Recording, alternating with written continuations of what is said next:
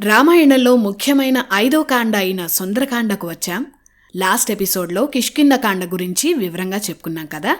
హనుమ సుగ్రీవులను శ్రీరాముడు కలవడం, వాలి సంహారం, సుగ్రీవ పట్టాభిషేకం, ఆ తర్వాత వానరసేన సీతమ్మను వెతికేందుకు నలుదిక్కులకు వెళ్లటం, హనుమ లంకకు లంఘించేందుకు సిద్ధమవడం, ఇవన్నీ కిష్కింధకాండలో ప్రధాన ఘట్టాలు. ఆ తర్వాత హనుమ లంకా ప్రయాణం, లంకలో జరిగిన అద్భుతమైన విశేషాలే సుందరకాండ. ఇది రామాయణంలో చాలా ముఖ్యమైన కాండ. ఈ కాండకు సుందరకాండ అనే పేరు ఎందుకు వచ్చిందో తెలుసుకొని రామాయణంలోకి వెళదాం.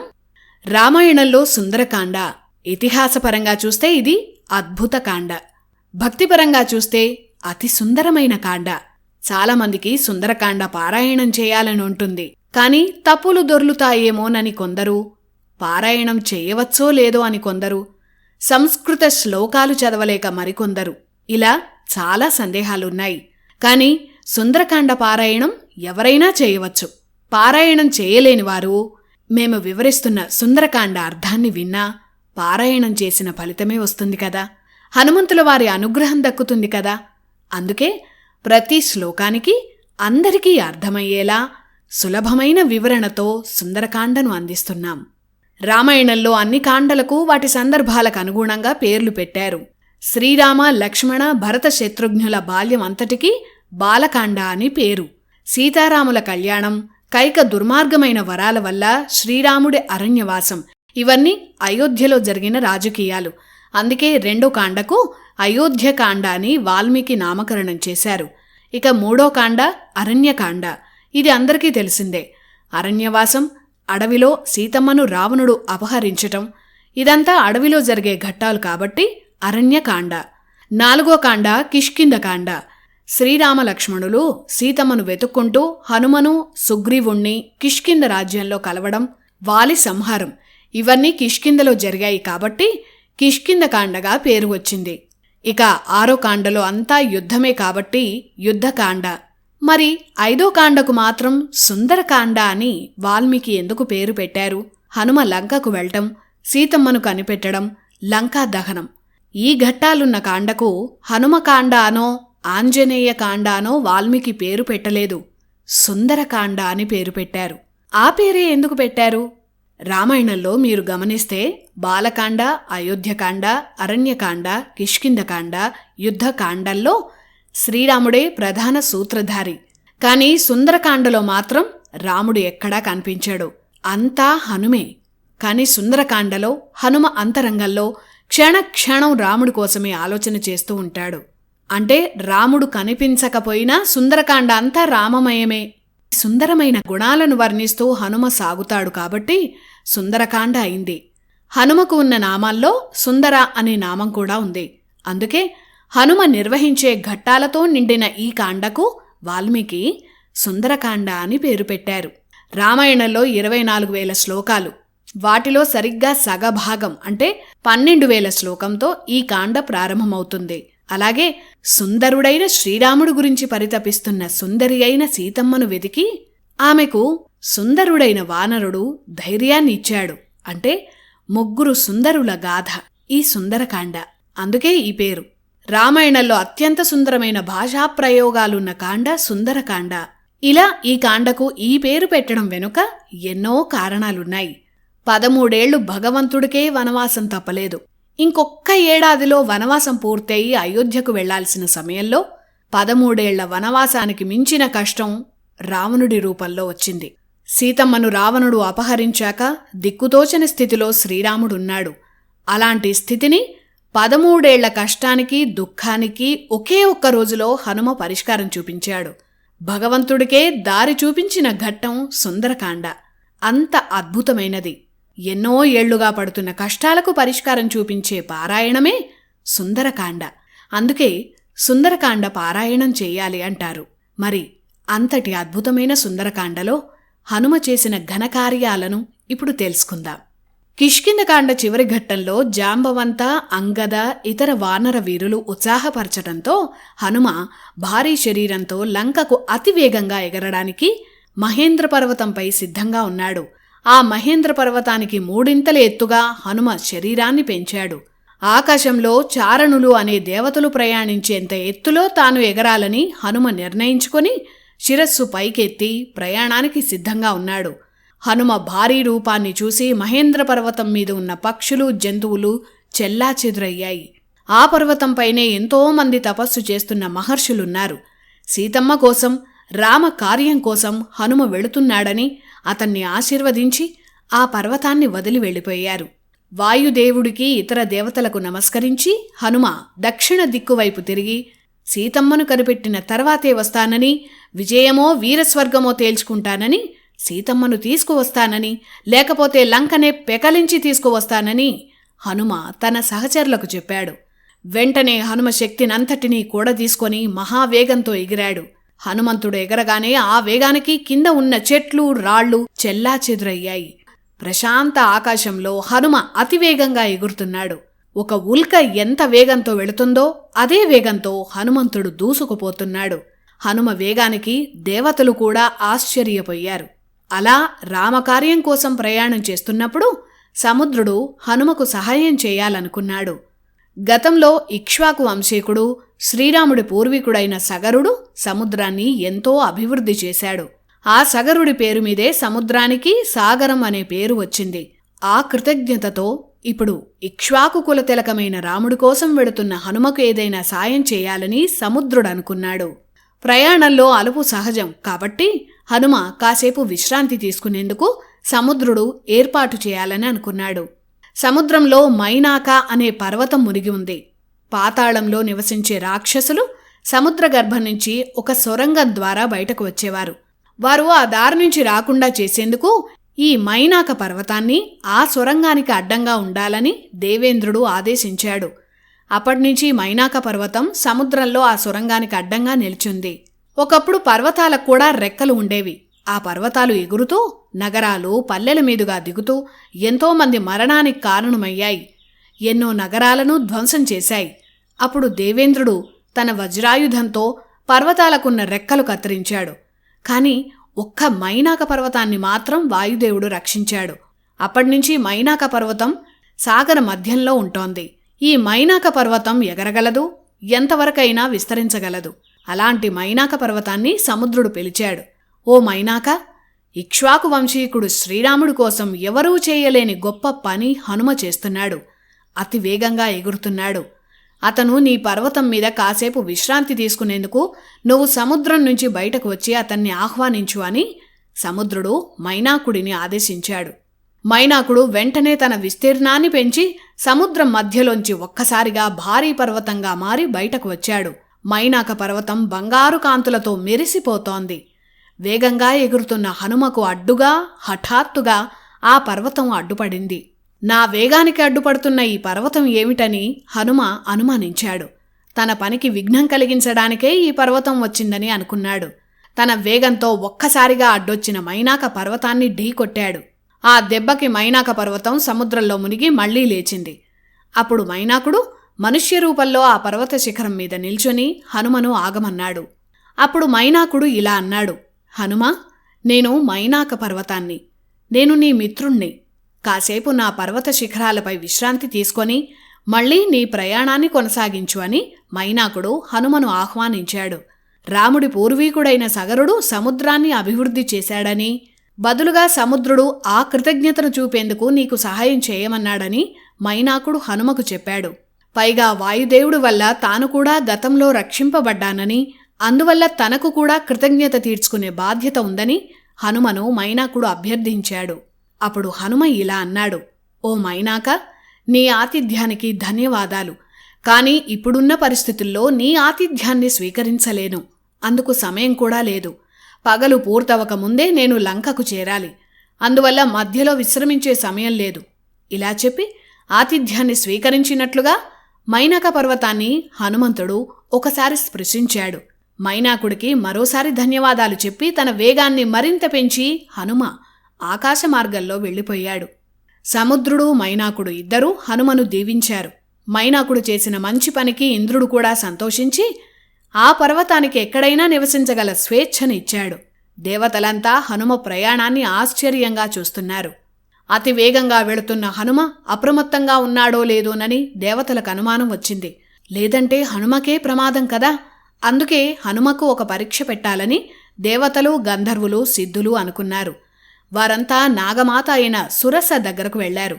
వారు సురసతో ఇలా అన్నారు: అమ్మా నాగమాత సురస, నువ్వొక భయంకరమైన రాక్షస రూపం ధరించి ఆకాశమంత నోరుతో హనుమకు ఆటంకం కలిగించు అని దేవతలు సురసను కోరారు.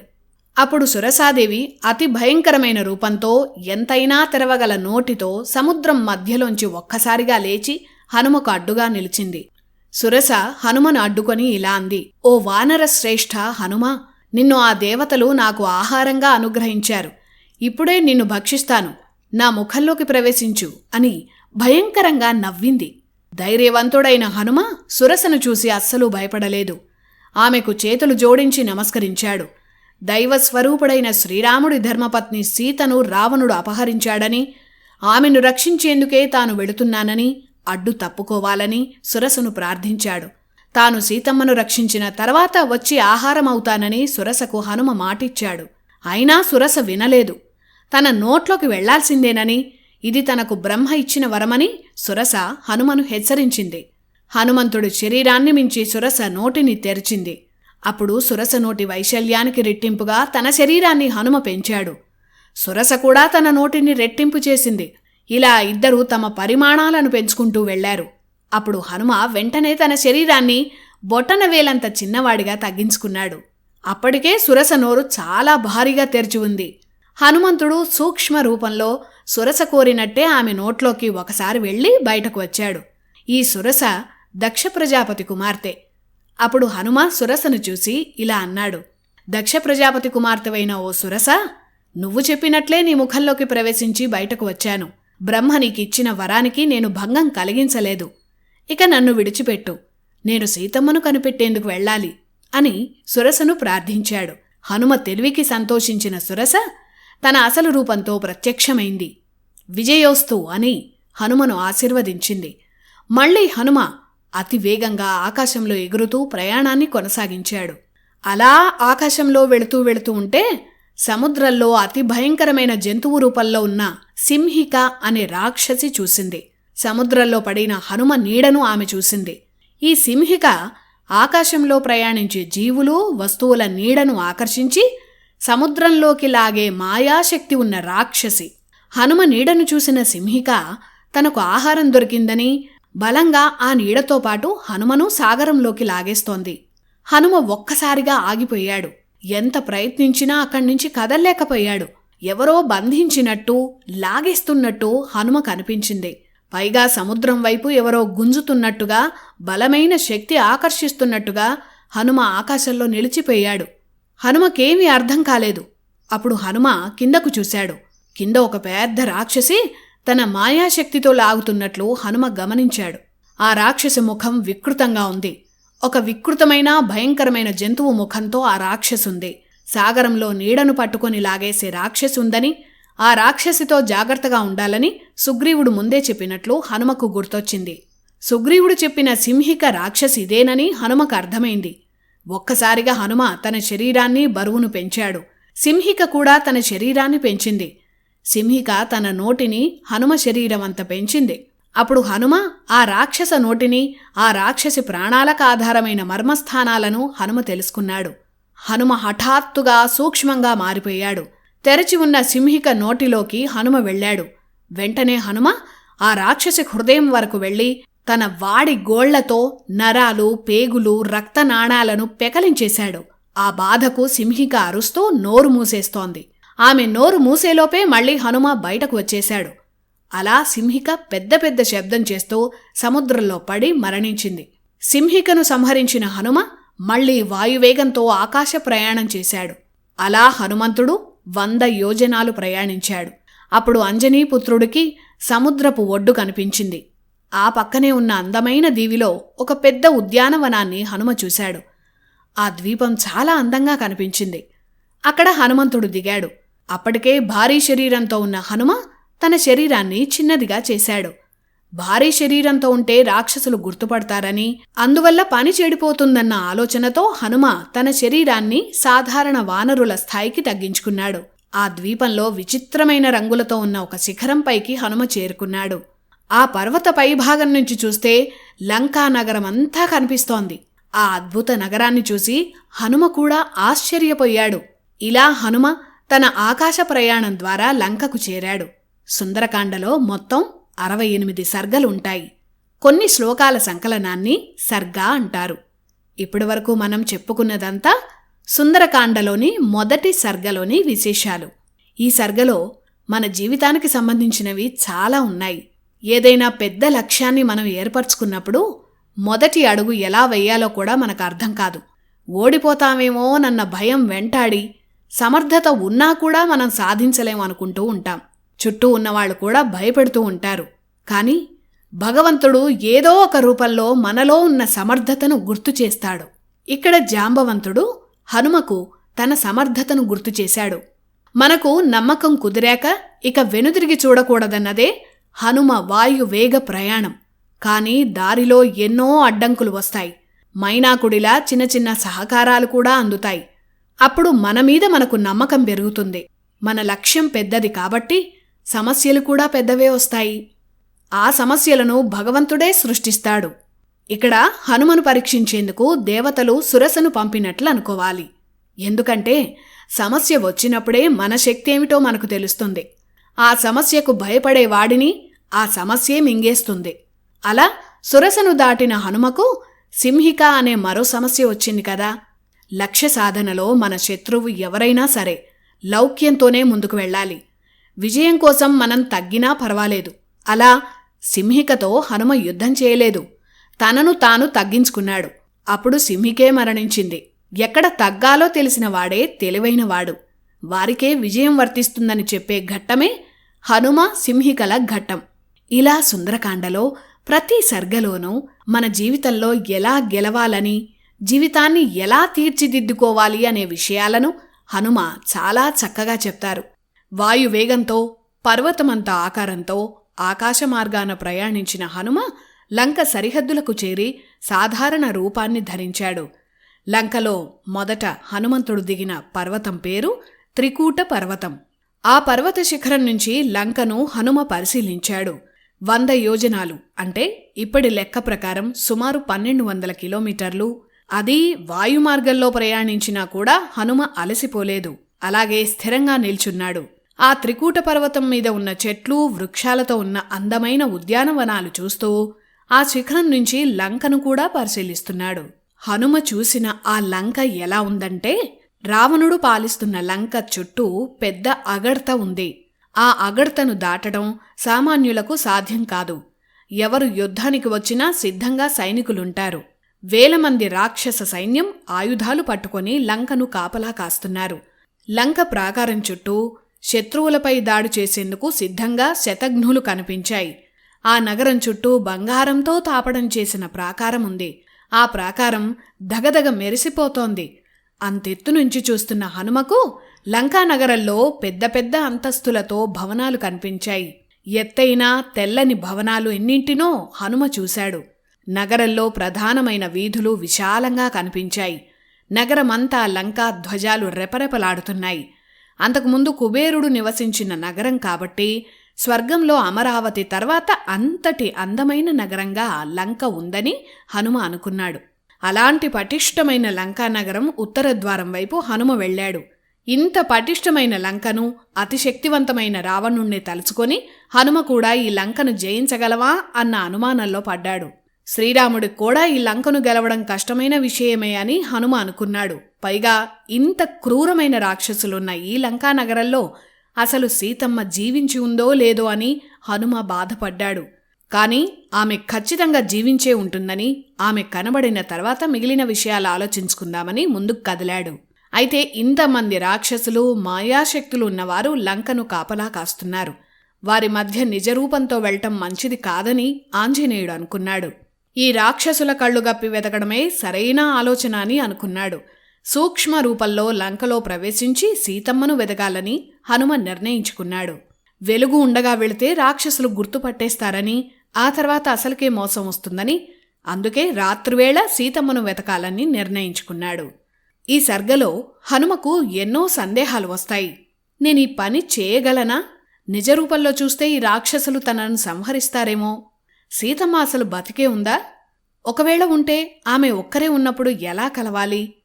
అన్ని విద్యలు తెలిసిన ఈ రాక్షసులను దాటుకుని లోపలికి వెళ్ళటం సాధ్యమేనా? ఇలా ఎన్నో అనుమానాలు హనుమకు వచ్చాయి. ఎవరైనా గొప్ప లక్ష్యంతో ముందుకు వెళ్ళినప్పుడు మొదటి అడుగులోనే అందరికీ వచ్చే అనుమానాలివి. కాని హనుమ ఒక్కసారి మొదటి అడుగు వేశాక ఇక వెనుదిరిగి చూడనే లేదు. ఆత్మవిశ్వాసంతో వేసే ప్రతి అడుగు విజయమేనని ఈ సర్గలో హనుమ చెప్తారు.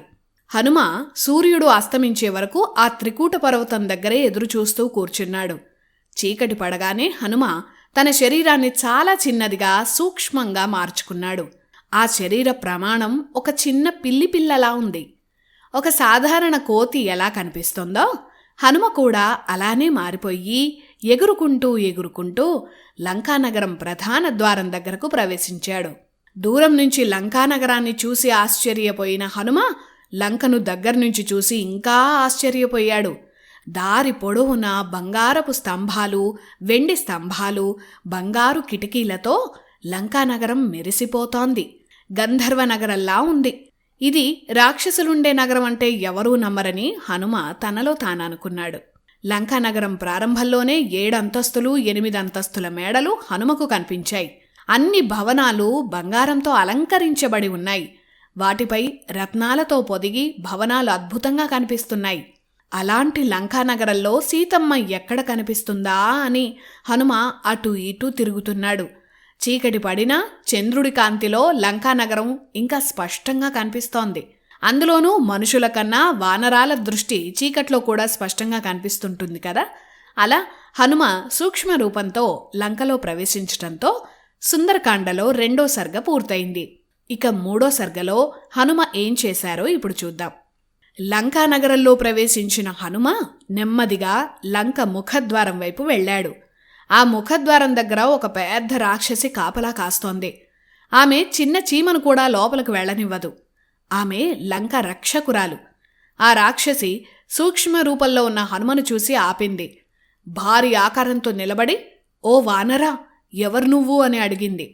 నిజం చెప్పకపోతే చంపేస్తానని గట్టిగా హెచ్చరించింది. ఆ రాక్షసి పేరు లంకిణి. ఆ లంకిణిని, ఆమె రూపాన్ని చూసి ఆశ్చర్యపోయిన హనుమ, "ఓ రాక్షసి, ఇంత భయంకరమైన రూపంతో ఉన్న నువ్వెవరు? నన్నెందుకు హెచ్చరిస్తున్నావని?" అడిగాడు. తన పేరు లంకిణి అని, లంకకు రక్షకురాలినని, నన్నెవ్వరూ సంహరించలేరని, ఇప్పుడే నేను చంపేస్తానని ఆ లంకిణి సూక్ష్మరూపంలో ఉన్న హనుమ దగ్గరకు వచ్చింది. అప్పుడు హనుమ తాను ఈ అందమైన లంకానగరాన్ని చూసేందుకు వచ్చానని, ఒక్కసారి ఈ నగరమంతా చూసి మళ్ళీ వెళ్ళిపోతానని లంకిణిని కోరాడు. హనుమ మాటలకు కోపంతో లంకిణి వేగంగా వచ్చి హనుమను గట్టిగా కొట్టింది. ఆ దెబ్బకు హనుమ కోపం వచ్చింది. వెంటనే హనుమ తన ఎడమ పిడికిలి బిగించి స్త్రీ కదా అన్న కారణంతో ఒక్కటే దెబ్బ కొట్టాడు. ఆ ఒక్క దెబ్బకే లంకిణి ముఖం తేలేసి కింద పడిపోయింది. అప్పుడు ఆ లంకిణి హనుమతో ఇలా చెప్పింది, "ఓ వానర శ్రేష్ఠ, నువ్వు గొప్ప వీరుడివి. నాకు బ్రహ్మదేవుడు ఒకప్పుడు వరమిచ్చాడు. ఏ రోజైతే ఒక వానరుడు వచ్చి పరాక్రమంతో నిన్ను జయిస్తాడో ఆనాటి నుంచి రాక్షసుల నాశనం మొదలవుతుందని బ్రహ్మ చెప్పాడు.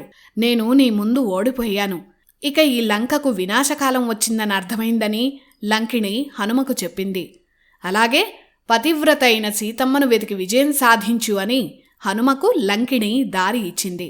ఇవి సుందరకాండలోని 3వ సర్గలో ఉన్న విశేషాలు. ఇక 4వ సర్గలో ఉన్న విశేషాలు చూద్దాం. లంకిణి దారి ఇచ్చాక హనుమ లంకా నగరంలోకి ప్రవేశించాడు. శత్రువుల కోటలోకి వెళ్ళినప్పుడు యోధులు గోడ దూకి వెళుతుంటారు. అలా హనుమ నేరుగా వెళ్లకుండా ప్రాకారం గోడ దూకి వెళ్ళాడు. లంకా నగరానికి శత్రు సంహారం కోసం వచ్చాడు కాబట్టి నగరంలో ఎడమకాలు పెట్టి దిగాడు. అద్భుతమైన అలంకారాలతో ఉన్న రాజమార్గంలో సూక్ష్మ రూపంలో ఉన్న హనుమ గెంతుకుంటూ వెళ్ళాడు. చీకటి పడినా ఆ రాజమార్గంలో ఉన్న భవనాల్లో రాక్షసుల ఆటపాటలతో ఇంకా సందడి ఉండనే ఉంది. వీధుల్లో కూడా చాలామంది రాక్షస సైనికులు తిరుగుతున్నారు. వారిలో ఎందరో రాక్షసులు వికృత రూపంతో ఉన్నారు. నగరంలోనే కనీసం లక్షల సైన్యం రావణుడి కోటను అనుక్షణం కాపాడుతోందని హనుమ అంచనా వేశాడు. అలా వెళుతూ నగరంలోనే అతిపెద్ద రాజగృహం దగ్గరకు వచ్చాడు. ఎక్కువ సైన్యం అక్కడే కాపలా ఉండడంతో అదే రావణుడి మందిరమని హనుమ నిర్ధారించుకున్నాడు. రావణుడి గృహ ప్రాంగణానికి పెద్ద పెద్ద బంగారు తలుపులున్నాయి. ఆ గృహం మిగిలిన ఇళ్ల కంటే చాలా ఎత్తులో ఒక చిన్న పర్వత శిఖరంపై అందంగా కనిపిస్తోంది. సూక్ష్మ రూపంలో ఉన్న హనుమ రావణ ప్రత్యేక గృహంలోకి ప్రవేశించాడు. ఆ గృహం ఒక పెద్ద కోటలా ఉంది. అందులో గుర్రాలు, ఏనుగులు, విమానాలు, రథాలు ఎన్నో ఉన్నాయి. అలా చూసుకుంటూ రావణుడి రాజగృహంలో హనుమ సీతమ్మను వెతుకుతున్నాడు. ఈ వివరాలు సుందరకాండలో 4వ సర్గలో ఉంటాయి. ఇక సుందరకాండలో 5వ సర్గలో విశేషాలు తెలుసుకుందాం. అలా హనుమంతుడు రావణుడి రాజగృహంలో ప్రవేశించాడు. చంద్రకాంతి వల్ల ఆ గృహం ఇంకా అందంగా కనిపిస్తోంది. ఆ వెలుగులో హనుమ సీతమ్మ కోసం వెతకడం ప్రారంభించాడు. సీతమ్మను వెతకాలి కాబట్టి స్త్రీలు ఎక్కువగా ఉన్న ప్రాంతాలన్నీ హనుమ వెతుకుతున్నాడు. దారి పొడుగునా ఉన్న చిన్న చిన్న ఇళ్లలో రాక్షసులు మాంసాహారం తింటున్నారు. కొందరు మద్యపానం చేస్తున్నారు. మద్యపానం చేస్తున్న వారిలో స్త్రీలు కూడా ఉండడం చూసి హనుమ ఆశ్చర్యపోయాడు. ఆ రాక్షసుల్లో వేద విద్యలు తెలిసిన వారు, తెలివైన వారు, మృదు స్వభావులుగా ఉన్నవారిని కూడా హనుమ చూశాడు. లంకానగరంలో స్త్రీలు సౌందర్యవతులని హనుమ అనుకున్నాడు. నల్లగా ఉండే స్త్రీలు, బంగారు వర్ణంలో ఉండే స్త్రీలు, ఇలా ఎంతోమంది స్త్రీలను హనుమ గమనించాడు. వారిలో చాలామంది వివాహితులై సంసారం చక్కగా చేసుకుంటున్న రాక్షస స్త్రీలను గమనించాడు. ఇలా అందరు స్త్రీలు కనిపించారు గాని వీరందరికన్నా గొప్ప సౌందర్యవతైన స్త్రీ సీతమ్మ మాత్రం హనుమకు కనిపించలేదు. శ్రీరాముడి వియోగం వల్ల సీతమ్మ బాధతో ఎక్కడో ఉండి ఉంటుందని హనుమ మొత్తం ఇళ్లన్నీ వెతుకుతున్నాడు. ఎంత వెతికినా సీతమ్మ జాడ లేదు. ఇంత కష్టం అంతా వృధా అయిపోయిందా? సీతమ్మ జాడ తెలియదా అని హనుమ నిరుత్సాహపడిపోయాడు. సీతమ్మ అన్వేషణ కోసం లంకలో ఇళ్లన్నీ తిరిగే ఘట్టమే సుందరకాండలో 5వ సర్గ. ఇక 6వ సర్గలో హనుమ ఏం చేశాడో తెలుసుకుందాం. ఎంత వెతికినా సీతమ్మ జాడ హనుమకు తెలియలేదు. అయినా కాసేపటికి తేరుకున్నాడు. ఇక మొత్తం లంక అంతా వెతకాల్సిందే అని అనుకున్నాడు. రావణుడు అపహరించాడు కాబట్టి ఆ రావణ గృహంలోనే వెతకాలని హనుమ సూక్ష్మ రూపంలో ఆ గృహంలోకి ప్రవేశించాడు.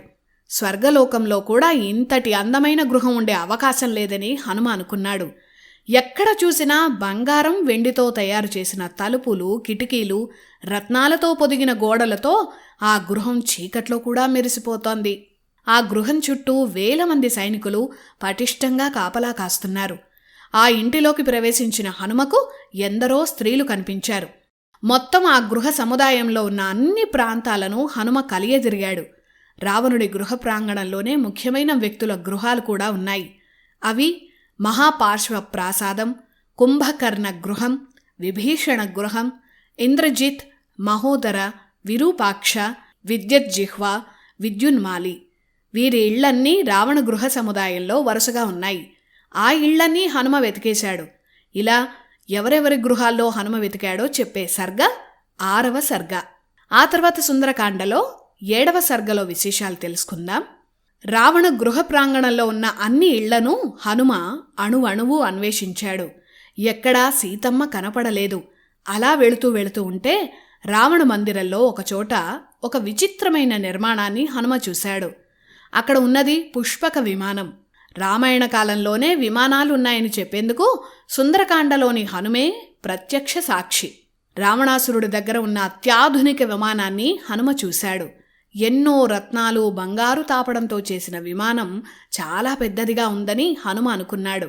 హంసలు మోస్తున్నట్లుగా ఆ విమాన నిర్మాణముంది. ఆ విమానాన్ని చూసి హనుమ లంకా వైభవానికి ఆశ్చర్యపోయాడు హనుమ. ఆ విమానమే పుష్పక విమానం. విమానాల్లో ఎన్నో రకాలున్నాయి. వాటిలో పుష్పకం అనే పేరుతో ఉన్న విమానం ఒకటి. ఆ విమానానికి వంచబడిన రెక్కలు ఉన్నాయని, ఆ రెక్కలకు కూడా రత్నాలతో అలంకరణలున్నాయని హనుమ గమనించాడు. ఆ పుష్పక విమానంలో బంగారు లక్ష్మీదేవి విగ్రహాన్ని హనుమ చూసి నమస్కరించాడు. అలా రావణ గృహం, ఆ చుట్టుపక్కలంతా వెతికినా సీతమ్మ కనపడనే లేదు. ఇలా లాభం లేదని మళ్లీ లంకానగరంలోకి హనుమ వచ్చాడు. ఎక్కడా సీతమ్మ కనబడలేదని హనుమ మనసులో ఎన్నో అనుమానాలు వచ్చాయి. ఆ అనుమానాలతో హనుమ బాధపడ్డాడు. ఇలా సీతమ్మ కనబడకపోవడం వల్ల హనుమ బాధపడిన సర్గ 7వ సర్గ. ఆ తర్వాత 8వ సర్గలో హనుమ సీతమ్మను ఎలా వెతికాడో తెలుసుకుందాం. ఎందుకైనా మంచిదని మరోసారి రావణ గృహాన్ని వెతకాలని హనుమ అనుకున్నాడు. మళ్లీ ఆ గృహానికి వచ్చాడు. ముందు దూరం నుంచి చూసిన పుష్పక విమానం దగ్గరకు హనుమ ఈసారి దగ్గరగా వెళ్లి చూశాడు. ఈ గొప్ప విమానం సరిగ్గా రావణ గృహానికి మధ్యలో ప్రత్యేక భవనంలో ఉంది. మాణిక్యాలు వజ్రాలు పొదగడం వల్ల చిత్రమైన వర్ణాల్లో ఆ విమానం కాంతులు వెదజల్లుతోంది. కాల్చి పరిశుద్ధం చేసిన బంగారు రేకులతో విమానాన్ని తయారు చేశారని హనుమ గమనించాడు. అంటే తేలికైన పటిష్టమైన బంగారంతో చేశారని అర్థం. ఈ కాలంలోనూ విమానాలకు ఇలాంటి తేలికైన పటిష్టమైన లోహాలనే వాడటం గమనిస్తున్నాం కదా. ఆ విమానం మీద అలంకారాలు అద్భుతంగా ఉన్నాయి. విశ్వకర్మ నిర్మించిన పుష్పక విమానం. ఆ విమానాన్నే రావణుడు కుబేరుడు నుంచి దోచుకున్నాడు. విచిత్రంగా నేలకు కొంత ఎత్తులో ఆ విమానం నిలిచి ఎలా ఉందని హనుమ ఆశ్చర్యపోయాడు. ఆ విమానంలో అడుగడుగునా అద్భుతాలున్నాయి. ఆ విమానంలో కూర్చున్న వారి మనస్సు ఎలా చెప్తే అలా ఆ విమానం ప్రయాణిస్తుంది. అంటే మనసులో కోరుకున్న చోటికి వెళ్లే విజ్ఞానం ఆ విమానానికి ఉంది. ఈ వివరాలు చదివినప్పుడు ఇప్పుడు AI టెక్నాలజీ గుర్తొస్తోంది. ఆ విమానం పరిమాణం కూడా చాలా పెద్దదని హనుమ వర్ణించారు. ఒక చిన్నపాటి భవనంలా ఉందని వివరించాడు. ఇలా పుష్పక విమానాన్ని హనుమ వివరించే సర్గే ఈ 8వ సర్గ. ఇప్పటి వరకు హనుమ లంకానగరంలోకి ప్రవేశించడం, సీతమ్మను వెతికేందుకు ప్రయత్నం చేయడం, రావణ గృహంలో అన్వేషించడం, పుష్పక విమానాన్ని చూసి ఆశ్చర్యపోవడం, సీతమ్మ కనిపించకపోవడం, ఇలా సుందరకాండలో 8వ సర్గ వరకు ఉన్న వివరాలను తెలుసుకున్నాం. లంక అంతా వెదిగిన హనుమకు ఒక పెద్ద కోటలాంటి ప్రాంతం కనిపించింది. ఆ కోట చుట్టూ యోజనాల విస్తీర్ణంలో పెద్ద ప్రాకారముంది. అదో చిన్నపాటి నగరంలా ఉంది. అదే రావణుడు నివసించే ప్రాంతమని హనుమకు అర్థమైంది. ఆ కోటలో ఎన్నో అందమైన భవనాలున్నాయి. ఆ కోటలోకి వెళ్లి సీతమ్మ కోసం అణువణువు హనుమంతుడు వెతికాడు. ఆ కాలంలో జంతువులు ఎంత పెద్దవో, ఎలాంటి జంతువులుండేవో ఈ సర్గల్లో మనం తెలుసుకోవచ్చు. హనుమ చూసిన వాటిలో 2 దంతాల ఏనుగులు, 3 దంతాల ఏనుగులు, 4 దంతాల ఏనుగులు ఉన్నాయి. ఆ కాలంలో 4 దంతాల ఏనుగులు ఉండేవి. సింహాలు కూడా చాలా పెద్దవిగా ఉండేవి. రావణుడు ఎత్తుకొచ్చిన ఎంతోమంది యువరాణులు, రాక్షస స్త్రీలతో ఆ భవనాలు నిండిపోయాయి. ఆ కోటలోనే మరో పుష్పక విమానాన్ని హనుమ చూశాడు. ఆ విమానం ఎంత పెద్దదంటే ఆ పుష్పక విమానం ఒక భవనం అంత పెద్దగా ఉంది. ఈ పుష్పక విమానాన్నే కుబేరుడి నుంచి రావణుడు దోచుకున్నాడు. ఆ పుష్పక విమాన భవనంలో వెండి స్తంభాలు, బంగారు స్తంభాలు ఉన్నాయి. భవనంలాంటి ఆ విమానంలో విశాలమైన గదులుండడం హనుమ చూశాడు. అంటే పుష్పక విమానం ఇప్పుడు మనం చూస్తున్న స్పేస్ షిప్ లాంటి నిర్మాణమని తెలుస్తోంది. ఆకాశయానం మాత్రమే కాదు, అందులోనే ఎన్నాళ్లైనా ఉండేందుకు గదుల్లాంటి నిర్మాణాలున్న అతిపెద్ద విమానం ఆ పుష్పకం. బంగారు మెట్లతో ఒక గది నుంచి మరో గదికి వెళ్లేందుకు ఆ విమానంలో ఏర్పాట్లున్నాయి. బయట కూర్చుని ప్రకృతిని చూసేందుకు ఆ విమానంలో కూర్చునే సదుపాయాలు కూడా హనుమ చూశాడు. ఇంకా ఆ విమానంలో ఇప్పటి విమానంలాగే మూసివేయబడిన చిన్న చిన్న కిటికీలను రత్నాలతో అలంకరించారు. అలంకరణతో ధగధగ మెరిసిపోతున్న ఆ కుబేర పుష్పక విమానాన్ని చూసి హనుమ ఆశ్చర్యపోయాడు. పుష్పక విమానమున్న చోటు నుంచి రావణుడి రాజమందిరం వైపు వెళ్లాలని హనుమ అనుకున్నాడు. ఆ దారిలో వెళుతుండగా రావణుడు తన వినోదం కోసం నిర్మించుకున్న అద్భుతమైన భవనం దగ్గర హనుమ ఆగాడు. ఆ భవనాన్ని రావణశాల అంటారు. ఆ భవనంలో అడుగడుగునా వినోదాలు, రాక్షసుల సంబరాలు కనిపించాయి. ఎక్కడ చూసినా గంగాళాల నిండా మద్యం, ఎంతమందికైనా సరిపోయే మాంసాహారాలను హనుమ చూశాడు. ఎంతోమంది అంతఃపుర స్త్రీలు అటూ ఇటూ తిరుగుతున్నారు. మెరిసిపోతున్న ఆ భవనంలో కొన్ని గదుల్లో రాక్షసులు జూదమాడుతున్నారు. ఒక పెద్ద గదిలో అందంగా అలంకరించుకున్న చాలామంది స్త్రీలు నిద్రించటం హనుమ చూశాడు. ఆ గదంతా స్త్రీలతో నిండిపోయింది. ఎవరెవరెక్కడ నిద్రిస్తున్నారో కూడా తెలియనంత మత్తులో వారంతా ఉన్నారు. వారిలో దేవగంధర్వ స్త్రీలు కూడా ఉన్నారు. అంతటి దేవతా స్త్రీలనే రావణుడు బలవంతంగా తీసుకొచ్చినప్పుడు మానవ స్త్రీ అయిన సీతమ్మ పరిస్థితి ఏమై ఉంటుందో అని హనుమ భయపడ్డాడు. ఈ స్త్రీలతో పాటుగానే సీతమ్మను కూడా రావణుడు దాచి ఉంచాడనుకొని ఆ అంతఃపురమంతా హనుమ వెతికాడు. అలా అంతఃపురాన్ని వెతుకుతున్న హనుమకు ఒకచోట తానెప్పుడూ చూడనంత అద్భుతమైన శయనాగారాన్ని చూశాడు. ఆ మందిరం వజ్ర వైఢూర్యాల అలంకరణలతో మెరిసిపోతోంది. ఒక అద్భుతమైన శయ్యపై రావణుడు కూడా నిద్రపోతున్నాడు. నిద్రపోతున్న రావణుణ్ణి హనుమ జాగ్రత్తగా గమనించాడు. భారీ శరీరం, నల్లని రూపు, బలిష్టమైన శరీరంతో రావణుడున్నాడు. అతని చుట్టూ నిద్రపోతున్న అందమైన స్త్రీలను హనుమ చూశాడు. వారందరికన్నా అందమైన ఒక స్త్రీ రావణుడి పక్కన శయనించింది. ఆమె రావణుడి ధర్మపత్ని మండోదరి. కాని హనుమకు ఆ విషయం తెలియదు. అంతటి అందమైన స్త్రీని హనుమ ఎప్పుడూ చూడలేదు. సీతమ్మకు తప్ప ఇంతటి సౌందర్యం ఎవరికీ ఉండదు కదా అని హనుమకు అనుమానం వచ్చింది. కాసేపు మండోదరినే సీతమ్మ అని అనుకున్నాడు. సీతమ్మ దొరికేసిందని అక్కడే కాసేపు ఆనందంతో హనుమ గెంతులు వేశాడు. కాని అంతలోనే హనుమకు అనుమానం వచ్చింది. అంతఃపురంలో రావణుడి దగ్గర శయనించిన అతని ధర్మపత్ని మండోదరిని హనుమ మరోసారి చూశాడు. అసలు సీతమ్మ ఇక్కడెందుకుంటుందని ఆలోచించాడు. రాముడు లేని సీతమ్మ దిగులుగా కళావిహీనమై ఉండాలిగాని ఇలా అలంకారాలు చేసుకుని రావణుడి అంతఃపురంలో నిద్రించే అవకాశమే లేదని హనుమ నిశ్చయించుకున్నాడు. తాను చూసిన స్త్రీ సీతమ్మ కాదని నిర్ణయించుకొని ఆ పానశాలలో మరోసారి కలియదిరిగాడు. అక్కడ వందల సంఖ్యలో ఎక్కడ పడితే అక్కడ అలసిపోయి నిద్రపోతున్న స్త్రీలను నెమ్మదిగా దాటుకుంటూ హనుమ సీతమ్మను వెతికాడు. రావణ అంతఃపురం అంతటినీ ఒక్క అణువు కూడా వదలకుండా హనుమ వెతికాడు. ఆ అంతఃపురంలో దేవకన్యలు, నాగకన్యలు, గంధర్వ స్త్రీలు ఇలా అందరూ కనిపించారు. కాని సీతమ్మ జాడ మాత్రం ఎక్కడా కనిపించలేదు. అంతఃపురం నుంచి బయటకు వచ్చి సీతమ్మ కనిపించలేదన్న బాధతో దీర్ఘాలోచనలో పడిపోయాడు. రావణ అంతఃపురం అంతా వెతికినా సీతమ్మ హనుమకు కనిపించలేదు. అక్కడ్నుంచి బయటకు వచ్చిన హనుమ ఆ ప్రాకారంలోనే ఉన్న లతా గృహాలు, చిత్రగృహాలు ఇలా అన్ని మందిరాలు తిరిగాడు. ఎక్కడా సీతమ్మ కనిపించలేదు. లంక అంతా వెదిగినా సీతమ్మ కనబడలేదంటే ఆమె మరణించిందేమో అన్న అనుమానంతో హనుమ చాలా దుఃఖించాడు. రావణుడి అత్యాచారాల నుంచి తనను తాను కాపాడుకోవడం కోసం ప్రాణత్యాగం చేయడమో, రావణుడే సీతమ్మని చంపడమో జరిగి ఉండాలని హనుమ తనలో తాను బాధపడ్డాడు. వికృతమైన రావణుడి ముఖం చూసిన వెంటనే సీతమ్మ భయపడి ప్రాణాలు వదిలిందేమో అన్న అనుమానం కూడా హనుమకు వచ్చింది. ఇంత దూరం ఏ లక్ష్యంతో వచ్చానో ఆ లక్ష్యం నెరవేరకుండా పోతోంది అని హనుమ దిగాలు పడ్డాడు. సీతమ్మను చూసి వస్తానని మాటిచ్చిన శ్రీరామ సుగ్రీవులకు సమాధానం ఎలా చెప్పాలి అని ఆలోచనలో పడ్డాడు. కాని హనుమ ఓటమిని అంత త్వరగా అంగీకరించేవాడు కాదు. అప్పుడే అందరికీ పనికి వచ్చే గొప్ప మాటలను హనుమ తనలో తాననుకున్నాడు. అవేంటంటే, నిర్వేదమనేది మనిషిని ఏ రోగం లేకపోయినా చంపేస్తుంది. అనిర్వేదం ఓటమిని కూడా విజయంగా మారుస్తుంది. ఇలా చాలా గొప్పగా చెప్పాడు. నిర్వేదమంటే దిగులు. ఏదైనా పని జరక్కపోతే దిగులు పడటం మంచిది కాదని హనుమ చెప్పాడు. ఆ దిగులు మనిషిని ఇంకా కుంగదీస్తుందని, దిగులు వదిలేసి ఎలాంటి పరిస్థితులున్నా మన పని మనం చేసుకుంటూ పోవాలని హనుమ అనుకున్న మాటలు అందరికీ పనికొస్తాయి. అందుకే దిగులు పడకుండా మరోసారి లంక అంతా వెతకాలని అంజనీపుత్రుడు నిర్ణయించుకున్నాడు. తాను లంకలో వెతకని ప్రాంతాలను మరోసారి జ్ఞాపకం చేసుకున్నాడు. ఆ ప్రాంతాల్లో మొత్తం వెతికాడు. ఆ ప్రాకారంలో ఉన్న వీధులు, వేదికలు, బావులు, చెరువులు ఇలా ఏది వదలకుండా ఎగురుతూ దుముకుతూ అతి వేగంగా హనుమ వెతుకుతున్నాడు. ఎంతోమంది స్త్రీలు కనిపించారు గాని సీతమ్మ మాత్రం కనిపించటం లేదు. సీతమ్మ కనిపించడం లేదు. ఇప్పుడేం చేయాలి అని హనుమ ఆలోచనలో పడ్డాడు. సీతమ్మ లంకలోనే ఉందని సంపాతి చాలా నమ్మకంగా చెప్పాడు కదా.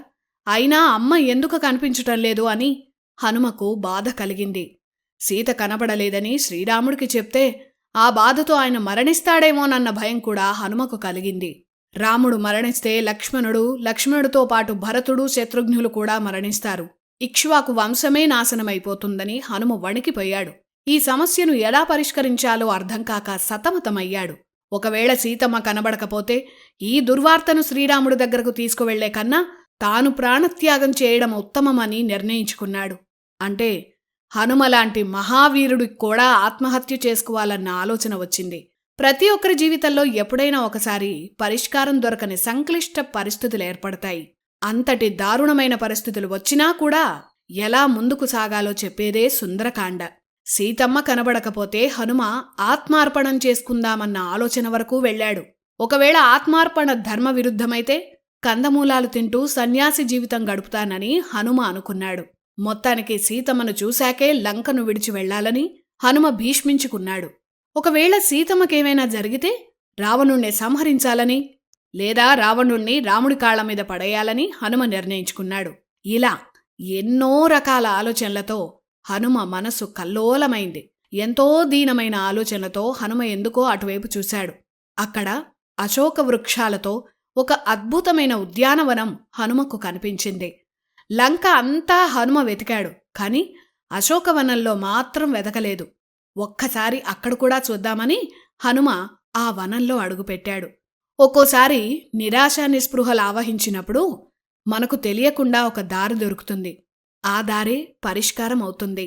అదే అశోకవన ఘట్టం. అశోకవనంలో ఒక చెట్టు నుంచి మరో చెట్టుకు దూకుతూ హనుమ వెళుతున్నాడు. శ్రీరాముడికి సీతమ్మకు సకల దేవతలకు నమస్కరించి ఆ వనంలో శుభం జరగాలని కోరుకుంటూ వెళుతున్నాడు. లంకలోనే అత్యంత సుందరమైన వనం అశోకవనం. రావణుడికి చాలా ఇష్టమైన ఉద్యానవనం. హనుమ సూక్ష్మ రూపంలో ఆ వనంలో తిరుగుతున్నాడు. ఎన్నో రకాల చెట్లు, అందమైన పూల మొక్కలు, పక్షులు, నెమళ్ళు, మృగాలతో అశోకవనం ఆహ్లాదంగా ఉంది. వాటిని చూసుకుంటూ అశోకవనంలో హనుమ ముందుకు సాగుతున్నాడు. వనంలో అన్ని వైపులా చిన్న కోతి రూపంలో అతివేగంగా తిరుగుతూ సీతమ్మను హనుమ వెతుకుతున్నాడు. ఆ అశోకవనం ప్రకృతి అందాలతో రమణీయంగా ఉంది. మధ్యలో చిన్న చిన్న సరస్సులు, బావులు, వాటి దగ్గర విహరించేందుకు చిన్న చిన్న నావలు, సేద తీరేందుకు అందమైన భవనాలు, ఇలా ఎంతో గొప్పగా ఉంది. అక్కడ ఒక పెద్ద శింషుపా వృక్షం హనుమకు కనిపించింది. ఆ వృక్షం ఎక్కి ఎవరికీ కనిపించకుండా కింద ఏం జరుగుతుందో హనుమ చూస్తున్నాడు. అక్కడ్నించి సీతమ్మ కనిపిస్తుందేమో అని చుట్టూ చూస్తున్నాడు. అలా చూస్తుండగా ఒకచోట రాక్షస స్త్రీల మధ్య మాసిపోయిన చీరతో దీనావస్థలో ఒక స్త్రీ హనుమకు కనిపించింది. సరిగ్గా ఆహారం తీసుకోకపోవడం వల్ల ఆమె చిక్కిపోయిన స్థితిలో ఉంది. అంతటి దీనస్థితిలోనూ ఆమె కళగా ఉండడం చూసి హనుమ ఆశ్చర్యపోయాడు. ఖచ్చితంగా ఆమె సీత అయ్యుండాలని హనుమ అనుకున్నాడు. పైగా శ్రీరాముడు వర్ణించిన రూపురేఖలతోనే ఆమె ఉన్నారని హనుమ నిర్ధారించుకున్నాడు. సీతమ్మను చూసిన హనుమ ఆనందానికి అవధుల్లేవు. శ్రీరాముడు వియోగంతో కుంగి కృషించిన సీతమ్మను చూసి హనుమ ఎంతో బాధపడ్డాడు. సీతమ్మ రూపం చూస్తుంటే స్నానసంధ్యాదుల్లేని స్థితిలో దుమ్ము పట్టిపోయినట్లుగా ఉన్నారు. బెంగతో చిక్కిపోయారు. సీతమ్మ అలంకారాల గురించి శ్రీరాముడు హనుమకు చెప్పాడు. ఆ అలంకారాలను బట్టి ఈమె సీతమ్మే అని హనుమ గుర్తించాడు. ఆనాడు సీతమ్మను రావణుడు అపహరించే సమయంలో తన ఉత్తరీయంలో కొన్ని ఆభరణాలను మూటగట్టి వానరులకు తెలిసేలా కింద పడేశారు సీతమ్మ. ఆ ఉత్తరీయం రంగు, సీతమ్మ అశోకవనంలో ధరించిన వస్త్రం రంగు ఒకటే ఉండడాన్ని కూడా హనుమ గుర్తించాడు. అంత కృషించిపోయినా బంగారు వర్ణంలో మెరిసిపోతున్న ఆమె దేహఛాయను బట్టి ఖచ్చితంగా ఈ స్త్రీ శ్రీరాముడి ధర్మపత్ని సీతేనని హనుమ నిర్ధారించుకున్నాడు. ఆ వృక్షంపై నుంచే ఏం జరుగుతోందా అని గమనించాడు. సీతమ్మ పడుతున్న బాధల గురించి, శ్రీరాముడు సీతమ్మను తలుచుకొని పడుతున్న బాధల గురించి పరిపరి విధాలుగా తలుచుకొని హనుమ బాధపడ్డాడు. ఆమె చుట్టూ కాపలా కాస్తున్న రాక్షస స్త్రీలను చూశాడు. ఎలాంటి సీతమ్మకి ఇలాంటి గతి పట్టిందని హనుమ అనుకున్నాడు. ఎలాగైనా ఆమెను కలవాలని అవకాశం కోసం చూస్తూ ఆ శింషుపా వృక్షం మీదే సూక్ష్మ రూపంలో కూర్చున్నాడు. పైన పూర్ణచంద్రుడి వెలుగులో సీతమ్మ ముఖం హనుమకు స్పష్టంగా కనిపిస్తోంది.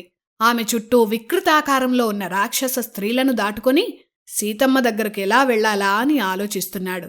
నెమ్మదిగా రాత్రి ముగుస్తోంది. తెల్లవారేందుకు కొద్ది సమయమే ఉంది. ప్రాతకాల సమయానికి లంకలో వేదమంత్ర ఘోష మొదలైంది. వేదఘోషను హనుమ విన్నాడు. రావణుడు అన్ని అలంకారాలతో సీతమ్మను చూడాలనే కామదృష్టితో అశోకవనానికి వచ్చాడు. రావణుడు వెనుక ఎంతో మంది స్త్రీలు కూడా వచ్చారు. వారంతా దారి పొడుగునా రావణుడికి సేవలు చేస్తున్నారు. వారు వస్తున్న అలికిడి హనుమకు తెలిసింది. ఆ స్త్రీల మధ్యలో వైభవంగా వెలిగిపోతున్న రావణుణ్ణి హనుమ చూశాడు. చూడగానే మనిషిని చదవగల హనుమ రావణుడిలో కామాన్ని, దర్పాన్ని, మదాన్ని స్పష్టంగా చూశాడు. హనుమ తాను ఎవరికీ కనిపించకుండా ఆ శింషుపా వృక్షం ఆకుల మధ్య సూక్ష్మరూపంలో ఉంటూ అంతా గమనిస్తున్నాడు.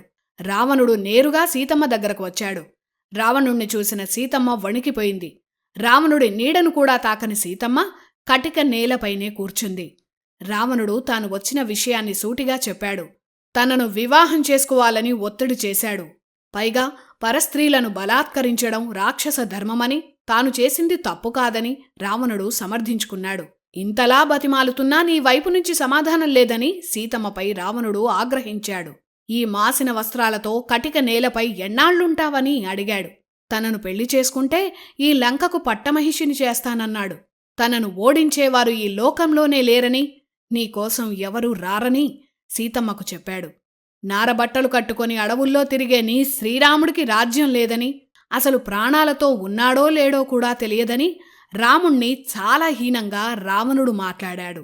ఒకవేళ రాముడు బతికి ఉన్నా ఈ సముద్రాన్ని దాటి లంకకు చేరడం అసాధ్యమని రావణుడు హెచ్చరించాడు. తపస్సులోగాని, బలంలోగాని, పరాక్రమంలోగాని, ధనంలోగాని, కీర్తిలోగాని శ్రీరాముడు తనతో సమానం కాదని రావణుడు తన అహంకార విశ్వరూపాన్ని చూపించాడు. ఇలా సీతమ్మ ముందు రావణుడు తన నోటికి వచ్చినట్లు ఎన్నో మాట్లాడాడు. భయంకరుడైన రావణుడి మాటలు విని సీత భయంతో దుఃఖించింది. రావణుడితో నేరుగా మాట్లాడటం ఇష్టంలేని సీతమ్మ మధ్యలో ఒక గడ్డిపరకను అడ్డుగా పెట్టి మాట్లాడింది. ఇన్ని పాపాలు చేసిన వాడు బాగుపడిన చరిత్ర లేదని, పరాయి స్త్రీని కోరడం తప్పని సీతమ్మ రావణుడికి హితబోధ చేసింది. ముఖ్యంగా తనలాంటి పతివ్రతను బాధపెడితే నాశనం తప్పదని చెప్పింది. నీ భార్యలను ఇంకెవరైనా అపహరిస్తే నీకెలా ఉంటుందని నిలదీసింది. నిగ్రహం లేని నీచబుద్ధి కలిగిన వాడివని సీతమ్మ రావణుణ్ణి నిందించింది. తన దుఃఖం రాక్షస వంశాన్ని, లంకను సమూలంగా నాశనం చేస్తుందని సీతమ్మ ఆగ్రహంతో ఆక్రోశించింది. సూర్యుణ్ణించి కాంతిని ఎలా విడదీయలేరో నా నుంచి నా శ్రీరాముణ్ణి అలా విడదీయలేరని సీతమ్మ ఆవేశంగా రావణుడితో చెప్పింది. చివరిగా సీతమ్మ రావణుడితో ఇలా అంది: ఓ రావణా, ఇప్పటికైనా మించిపోయింది లేదు. శ్రీరాముణ్ణి శరణు వేడు. శరణు వేడినవాడు శత్రువైనా సరే నా భర్త కరుణిస్తాడు అని సీతమ్మ రావణుడికి చెప్పింది. ఒకవేళ నా మాట వినకపోతే ఇంద్రుడి వజ్రాయుధం నుంచి నువ్వు తప్పించుకోవచ్చు. యముడి మృత్యుపాశం కూడా నిన్నేమీ చేయలేకపోవచ్చు. కాని కొద్ది కాలంలోనే లంకకు వచ్చే రాముడి ధనుష్టాంకారావమే నీ మృత్యువు అని సీతమ్మ రావణుణ్ణి తీవ్రంగా హెచ్చరించింది. సీతమ్మ మాటలు విని రావణుడు ఆగ్రహించాడు. అప్పుడు రావణుడు ఇలా అన్నాడు: సీతా, మంచి మాటలతో చెప్తున్నానని చులకనగా మాట్లాడకు. నేను తలుచుకుంటే ఇప్పుడే ఇక్కడే నిన్ను సంహరించగలను. అయినా సరే నీకు ఈ 2 నెలలు గడువిస్తున్నాను. ఈ గడువు దాటిన తర్వాత నీ అనుమతితో నాకు పనిలేదు. ఈ గడువులోగా నన్ను వివాహం చేసుకోవాలి, లేదా ఫలహారం కింద నిన్ను భక్షిస్తానని రావణుడు చాలా తీవ్రంగా సీతను హెచ్చరించాడు. ఆ మాటలు విన్న సీతమ్మ రావణుణ్ణి నానా విధాలుగా శాపనార్థాలు పెట్టింది. భర్త లేని సమయం చూసి అపహరించిన చేతకాని దద్దమ్మవని రావణుణ్ణి నిందించింది. ఆ మాట వినగానే రావణుడు కళ్ళు ఎర్రజేశాడు. అతని ముఖం వికృతంగా మారింది. అతను ఆ రాక్షస స్త్రీలను ఆజ్ఞాపించాడు. 2 నెలల్లో సామదాన భేదాలను ఉపయోగించైనా సరే సీత తనను వివాహం చేసుకునేలా చెయ్యాలని రావణుడు రాక్షస స్త్రీలను ఆజ్ఞాపించాడు. కోపంతో ఉరుముతున్న రావణుడి భార్యల్లో ఒకరైన ధాన్యమాలిని ఆపింది. ఇష్టం లేని స్త్రీ వల్ల ఏ సుఖమూ ఉండదని, ఇప్పటికి సీతను వదిలిపెట్టమని రావణుణ్ణి ఆపింది. ఆమె మాటలు విన్న రావణుడు అక్కడ్నుంచి వెళ్ళిపోయాడు. ఇది సుందరకాండలో 9 నుంచి 22 సర్గల వరకు ఉన్న విశేషాలు. అశోకవనంలో ఉన్న సీతమ్మను బెదిరించి రావణుడు వెళ్ళిపోయాడు. ఇదంతా పక్కనే ఉన్న శింశుపా వృక్షం కొమ్మల్లోంచి హనుమ చూస్తున్నాడు. బెదిరించైనా సరే తనతో వివాహానికి సీతమ్మను ఒప్పించాలని రాక్షస స్త్రీలను రావణుడు ఆజ్ఞాపించాడు. అందుకే రావణుడు వెళ్లగానే ఆ రాక్షస స్త్రీలు చుట్టూ చేరి సీతమ్మను భయపెట్టారు. రావణుడి గురించి గొప్పలు చెప్పారు. రావణుడి ముందు రాముడు ఎందుకూ పనికిరాడని శ్రీరాముణ్ణి దూషించారు. కాని సీతమ్మ తన రాముడి కంటే ఎవరూ గొప్పవారు కాదని ఆ రాక్షసులకు సూటిగా చెప్పింది. నువ్వు అంగీకరించకపోతే నిన్ను చంపి భోజనం చేస్తామని ఆ రాక్షస స్త్రీలు భయపెట్టారు. ఇదంతా శింశుపా వృక్షం మీద ఉన్న హనుమ వింటున్నాడు. ఈలోపు వికట అనే ముసలి రాక్షసి ఒకామె సీతమ్మ దగ్గరకు వచ్చింది. ఆమె శరీరమంతా వడలిపోయి అతి భయంకరంగా ఉంది. ఆమె సీతను చాలా భయపెట్టింది. రావణుణ్ణి వివాహం చేసుకుంటే 7,000 మంది స్త్రీలు నీ చెప్పు చేతల్లో ఉంటారని ఆ రాక్షసి చెప్పింది. అంటే రావణుడు 7,000 మంది స్త్రీలను చెరపట్టి బలవంతంగా వివాహం చేసుకున్నాడన్నమాట. ఒకవేళ రావణుణ్ణి వివాహం చేసుకోకపోతే మా రాక్షసులంతా నీ శరీరాన్ని ముక్కలుగా చేసుకుని భక్షిస్తామని ఆ రాక్షసి తీవ్రంగా భయపెట్టింది. చెండోదరి, వికట, ప్రఘస, అజముఖి ఇలా అతి భయంకరమైన రాక్షస స్త్రీలు సీత చుట్టూ చేరి ఆమె వణికిపోయేలా భయపెట్టారు.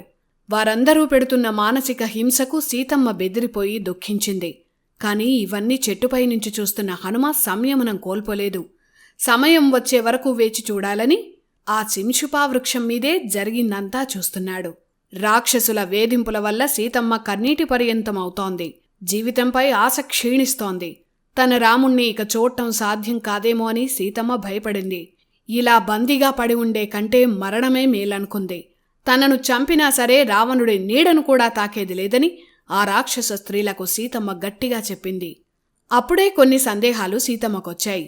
14,000 మంది సైన్యాన్ని గంటలో సంహరించిన తన రాముడు ఇన్నాళ్లు గడిచినా తనను రక్షించేందుకు ఎందుకు రాలేదని సీతమ్మ అనుకుంది. సముద్రం మధ్యలో ఉన్న లంకకు చేరడం కష్టం, అందువల్లే రాముడు రాలేకపోయాడని అనుకుంది. లేదా తాను లంకలో బందీగా ఉన్న సంగతి రాముడికి తెలియకపోవడం వల్ల లోకమంతా తన కోసం తిరుగుతూ వెతుకుతున్నాడేమో అని బాధపడింది. తానిక్కడ ఉన్నట్లు తెలిస్తే అధర్మపరుడైన రావణుడు, ఈ రాక్షస జాతి రాముడి బాణాలకు భస్మమైపోతారని సీత అనుకుంది. ఇలా ఎన్నో సందేహాలు, రాముడి జ్ఞాపకాలతో సీతమ్మ బాగా కుంగిపోయింది. సీతమ్మ మాటలకు రాక్షస స్త్రీలకు మరింత కోపం వచ్చింది. ఆమె చుట్టూ చేరి మళ్లీ ఆమెను మాటలతో వేధించటం మొదలుపెట్టారు. ఈ రాక్షస స్త్రీల గోలకు అప్పటి వరకు ఆ పక్కనే నిద్రపోతున్న మరో రాక్షసి భయపడుతూ నిద్రలేచింది. ఆమె పేరు త్రిజట. ఆమె ఒక వృద్ధ రాక్షసి. ఆమె వేగంగా సీతను వేధిస్తున్న రాక్షస స్త్రీల దగ్గరకు వచ్చి వారందర్నీ తిట్టిపోసింది. త్రిజట వణుకుతూ ఆ రాక్షస స్త్రీలతో ఇలా చెప్పింది. ఓ రాక్షస దుష్టులారా, వినండి, ఇప్పుడే నాకో భయంకరమైన పీడకల వచ్చింది అని త్రిజట వారికి బెదురుతూ చెప్పింది. ఆ కలలో తాను ఏమి చూసిందో కూడా త్రిజట చెప్పింది. త్రిజట కలలో శ్రీరామ లక్ష్మణులు ఏనుగు దంతాలతో చేసిన పల్లకిలో లంకకు వచ్చారు. ఆ పల్లకిని తెల్లని హంసలు ఆకాశంలో మోసుకుంటూ వచ్చాయి. సీతమ్మ కూడా తెల్లని వస్త్రాలు ధరించి చుట్టూ సముద్రమున్న తెల్లని పర్వతం మీద ఉన్నట్లు త్రిజట స్వప్నంలో కనిపించింది. సీతమ్మ రాముడితో కలిసినట్లు, రాముడు 4 దంతాలు ఉన్న ఒక పెద్ద ఏనుగెక్కి లక్ష్మణుడితో కలిసి లంకలో తిరుగుతున్నట్లు త్రిజటకు కల వచ్చింది. ఆ ఏనుగు మీద సీతమ్మను రాముడు కూర్చోబెట్టాడు.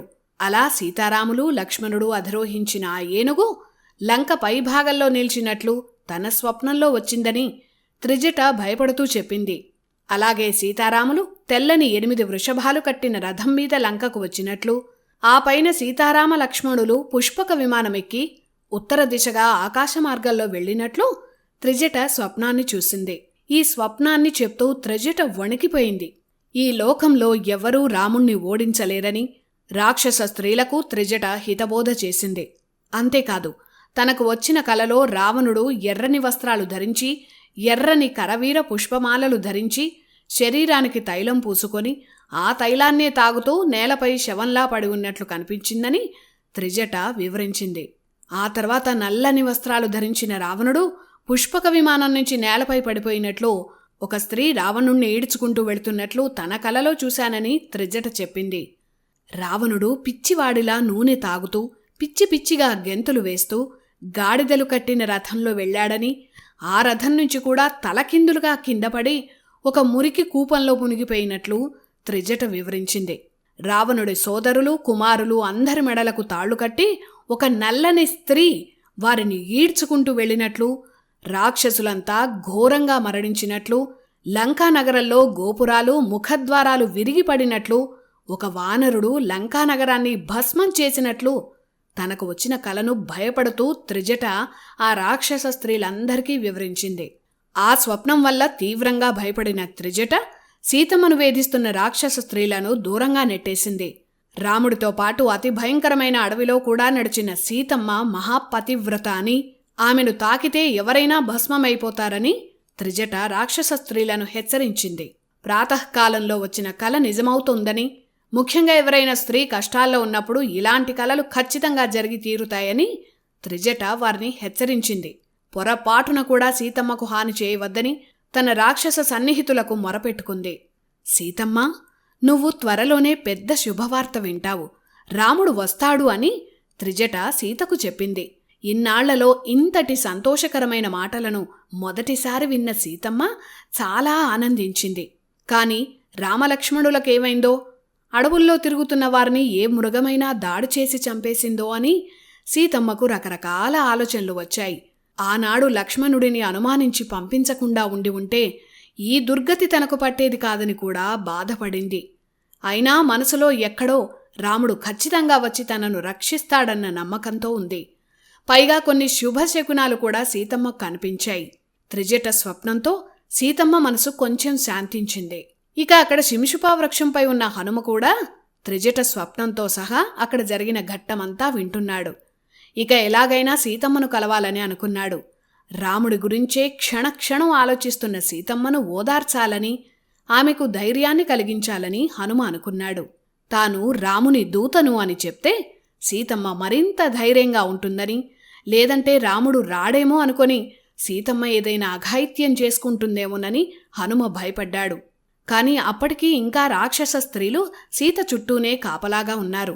మరి ఆమెను ఎలా కలవాలి అని హనుమ సందిగ్ధంలో పడ్డాడు. అప్పటికి ఇంకా ప్రాతకాలం ముగియలేదు. కాని కాసేపట్లో తెల్లవారిపోతుంది. ఈలోపే సీతమ్మను కలవాలని హనుమ నిర్ణయించుకున్నాడు. రాక్షస స్త్రీలు రాత్రంతా కాపలా కాసి నెమ్మదిగా ఒక్కొక్కరు నిద్రలో తూలుతున్నారు. ఇదే మంచి సమయమని హనుమ అనుకున్నాడు. అప్పటికి హనుమ చిన్న కోతంత పరిమాణంలో సూక్ష్మ రూపంలోనే ఉన్నాడు. సూక్ష్మ రూపంలో ఆమె దగ్గరకు వెళితే తనను అనుమానించే ప్రమాదముందని హనుమ అనుకున్నాడు. పైగా వానర రూపంలో ఉన్న తాను మనుష్య భాష అయిన సంస్కృతంలో మాట్లాడితే తప్పక తనను అనుమానిస్తుంది. రావణుడే ఈ రూపంలో వచ్చాడని సీతమ్మ అనుకుంటుంది. పైగా ఒక వానరుడు సంస్కృతం ఎలా మాట్లాడగలడు అని సీతమ్మ అనుమానించవచ్చు. రావణుడే వానరంలా వచ్చాడని సీతమ్మ భయపడి ఒకవేళ గట్టిగా అరిస్తే రాక్షస స్త్రీలు అప్రమత్తమవుతారు. అప్పుడు రావణుడికి విషయం తెలిస్తే తనను బంధిస్తే శ్రీరాముడికి సీతమ్మ జాడ తెలియకుండా పోతుందని హనుమ అనుకున్నాడు. ఇలా రకరకాల ఆలోచనలతో హనుమకు ఏం చేయాలో అర్థం కాలేదు. అప్పుడే హనుమకు రామ భజన గుర్తొచ్చింది. సీతమ్మ ప్రాణం శ్రీరాముడు. ఆ రాముడి గుణగణాలను పాడితే అప్పుడు సీతమ్మ తనను చూసి భయపడదని హనుమ అనుకున్నాడు. అప్పుడు శింశుపా చెట్టు మీద నుంచే రామకథను సీతమ్మకు వినిపించేలా హనుమ గానం చేశాడు. సీతమ్మకు వినిపించేలా హనుమ చెప్పిన రామకథ ఇదే. ఇక్ష్వాకు వంశంలో గొప్ప చక్రవర్తి దశరథుడు. గుణాల్లో ఆ దశరథుడు రాజర్షి. తపస్సులో ఋషులతో సమానం. బలంలో దేవేంద్రుడితో సమానం. ఆ దశరథుడికి ప్రాణప్రదమైన వాడు శ్రీరామచంద్రుడు. పేరుకు తగ్గట్టే చంద్రుడిలాంటి అందమైన ముఖం కలిగినవాడు. లోకంలోనే అతనిని మించిన ధనుర్ధారి వీరుడు లేడు. ధర్మమే అతని ప్రాణం. తండ్రి తన భార్య కైకకిచ్చిన వరాల కోసం, తండ్రి మాట నిలబెట్టడం కోసం తన భార్య సీతమ్మతో, తమ్ముడు లక్ష్మణుడితో అరణ్యవాసం చేసిన మహానుభావుడు. అరణ్యంలో ఎంతోమంది రాక్షసులను సంహరించిన గొప్ప వీరుడు. కాని సీతమ్మ అపహరణకు గురైంది. ఆమెను వెతికేందుకు సుగ్రీవుడితో స్నేహం చేశాడు. సీతమ్మ లేని ప్రతి క్షణం రాముడు నరకం అనుభవిస్తున్నాడు. వానర సైన్యమంతా సీతమ్మ కోసం వెతుకుతోంది. జటాయు అన్నగారైన సంపాతి చెప్పగా సీతమ్మ లంకలో ఉందని తెలుసుకొని 100 యోజనాలు దాటి ఈ లంకకు నేను వచ్చాను. ఇలా హనుమ అప్పటి వరకు జరిగిన కథంతా సీతమ్మకు వినపడేలా గానం చేశాడు. హనుమ మాటలు వినగానే సీత ఆశ్చర్యపోయింది. ఈ రామకథను ఇంత మధురంగా ఎవరు చెప్తున్నారా అని తల పైకెత్తి శింశుపా వృక్షాన్ని చూసింది. ఆ శింశుపా వృక్షం కొమ్మల మధ్య భయం భయంగా ఒక చిన్న కోతి ఉన్నట్లు సీతమ్మ గమనించింది. విచిత్ర రూపంలో ఉన్న ఆ చిన్న కోతిని చూసి సీతమ్మ ఉలిక్కిపడింది. ఈ వానరుడేనా రామకథను ఇంత మధురంగా చెప్పినది అని సీతమ్మ ఆశ్చర్యంగా చూసింది.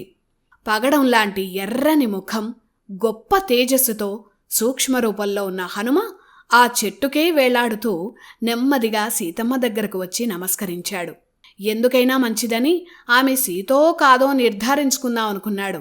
అమ్మా, మీరెవరు? ఎందుకింత దుఃఖిస్తున్నారు? చూడ్డానికి క్షత్రియ స్త్రీలా ఉన్నారే అని హనుమ సీతమ్మనడిగాడు. మనుష్య భాషలో మాట్లాడుతున్న హనుమను చూసి సీతమ్మ ఆశ్చర్యపోయింది. తాను దశరథుని కోడలినని, శ్రీరామచంద్రుడి ధర్మపత్ని సీతనని హనుమకు చెప్పింది. ఎంతో కాలం తర్వాత రాముడి గురించి విన్న సీతమ్మ జరిగిన విషయాలన్నీ హనుమతో చెప్పింది. తాను కోడలిగా అయోధ్య వచ్చిన దగ్గర్నుంచి ఇప్పటివరకు జరిగిన కథంతా వివరంగా చెప్పింది. రావణుడు చెరపట్టాక పడిన కష్టాల గురించి చెప్తూ చాలాసేపు ఏడ్చింది. కష్టకాలంలో మన మంచి కోరేవారి దగ్గర మన బాధంతా చెప్పుకుంటాం కదా, అలాగే సీతమ్మ అన్నాళ్ళు తనలో దాచుకున్న బాధను సూక్ష్మ రూపంలో ఉన్న హనుమకు చెప్పుకున్నారు. ఆ రాక్షసుడైన రావణుడు తనకిచ్చిన సమయంలో ఇంకా 1 నెలే మిగిలి ఉందని, ఆ తర్వాత తాను మరణిస్తానని కూడా సీతమ్మ హనుమకు చెప్పారు. కుమిలిపోతున్న సీతమ్మను హనుమ ఓదార్చాడు.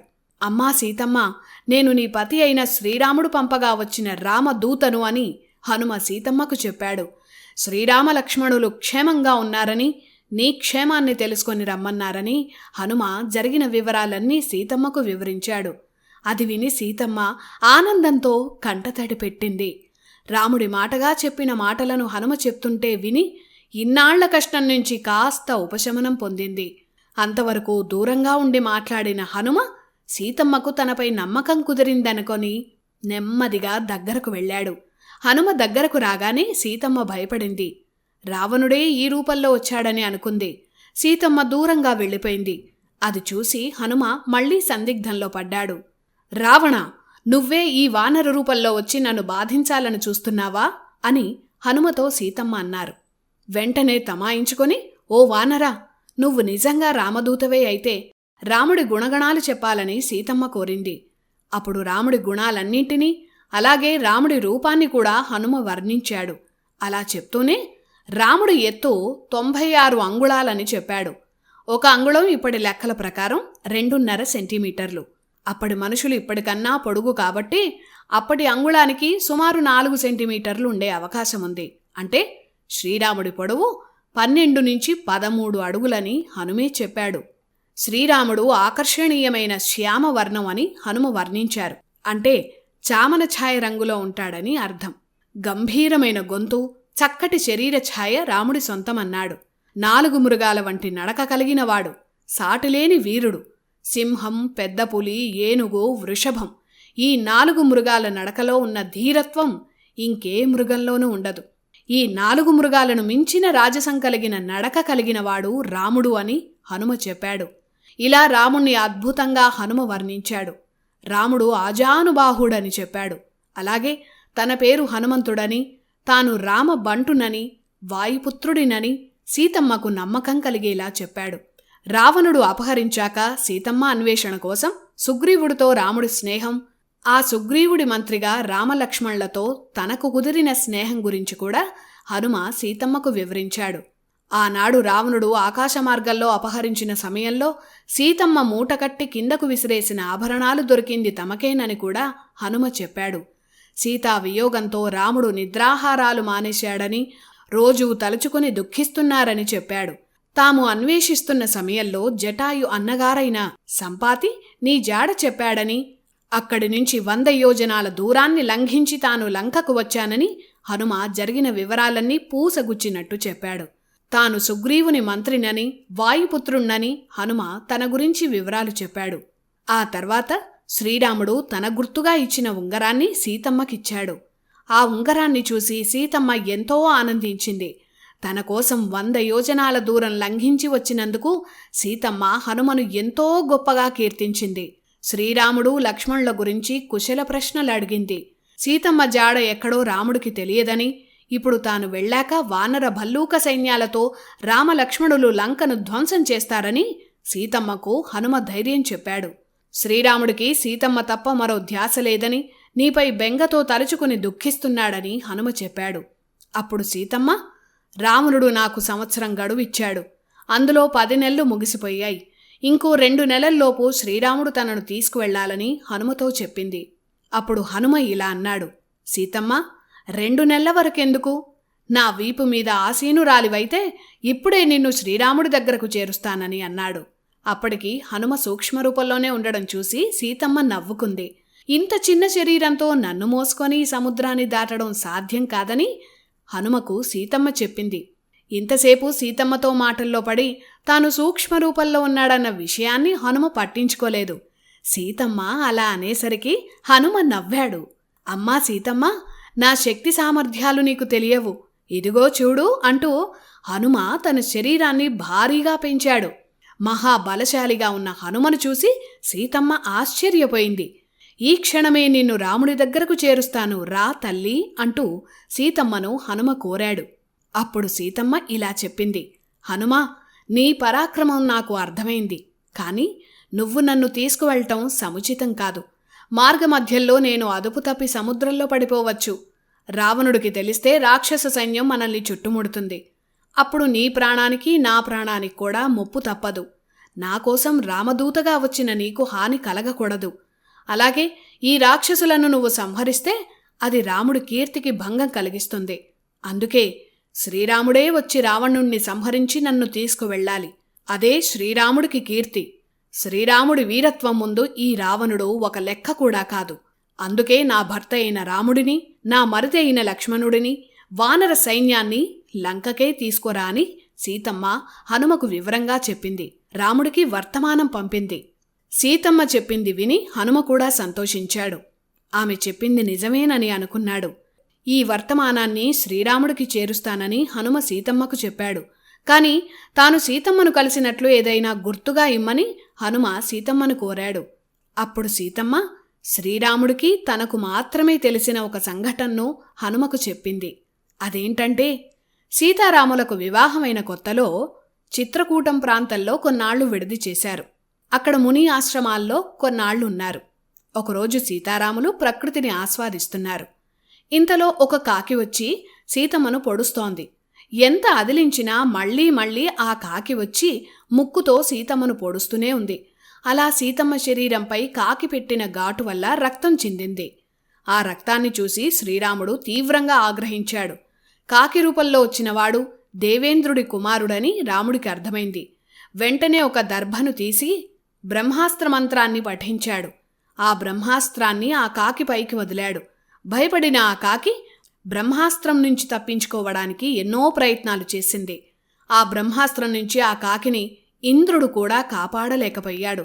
ఇక విధిలేక ఆ కాకి శ్రీరాముడి పాదాల మీద పడి శరణు వేడింది. అప్పుడు శ్రీరాముడు ఆ కాకిని క్షమించాడు. కాని బ్రహ్మాస్త్రం వృధాగా పోదని, ఏదో ఒక అవయవాన్ని ఛేదించక తప్పదని ఆ కాకితో రాముడు అన్నాడు. అప్పుడు తన కుడి కన్నుని ఆ కాకి సమర్పించింది. అలా ఆ బ్రహ్మాస్త్రం ఆ కాకి కుడి కన్ను దహించేసింది. అలా ఆ కాకి వెళ్ళిపోయింది. సీతారాములకు మాత్రమే తెలిసిన ఈ కథను సీతమ్మ హనుమకు చెప్పింది. ఒక సాధారణ కాకి తనను హింసించినందుకే రాముడు బ్రహ్మాస్త్రాన్ని ప్రయోగించాడు. ఇప్పుడు ఒక రాక్షసుడు తనను అపహరించి నానా హింసలు పెడుతున్నాడు. అందుకు రాముడు రావణుణ్ణి ఇంకెంత శిక్షించాలి? అందుకే తొందరగా వచ్చి తనను రక్షించాలని తాను స్వయంగా చెప్పినట్లుగా చెప్పాలని హనుమకు సీతమ్మ వివరించింది. తన కొంగు ముడిలో ఉన్న తనకెంతో ఇష్టమైన చూడామణి ఆభరణాన్ని తన గుర్తుగా రాముడికి చూపించాలని హనుమకిచ్చింది. చూడామణిని హనుమ జాగ్రత్తగా దాచాడు.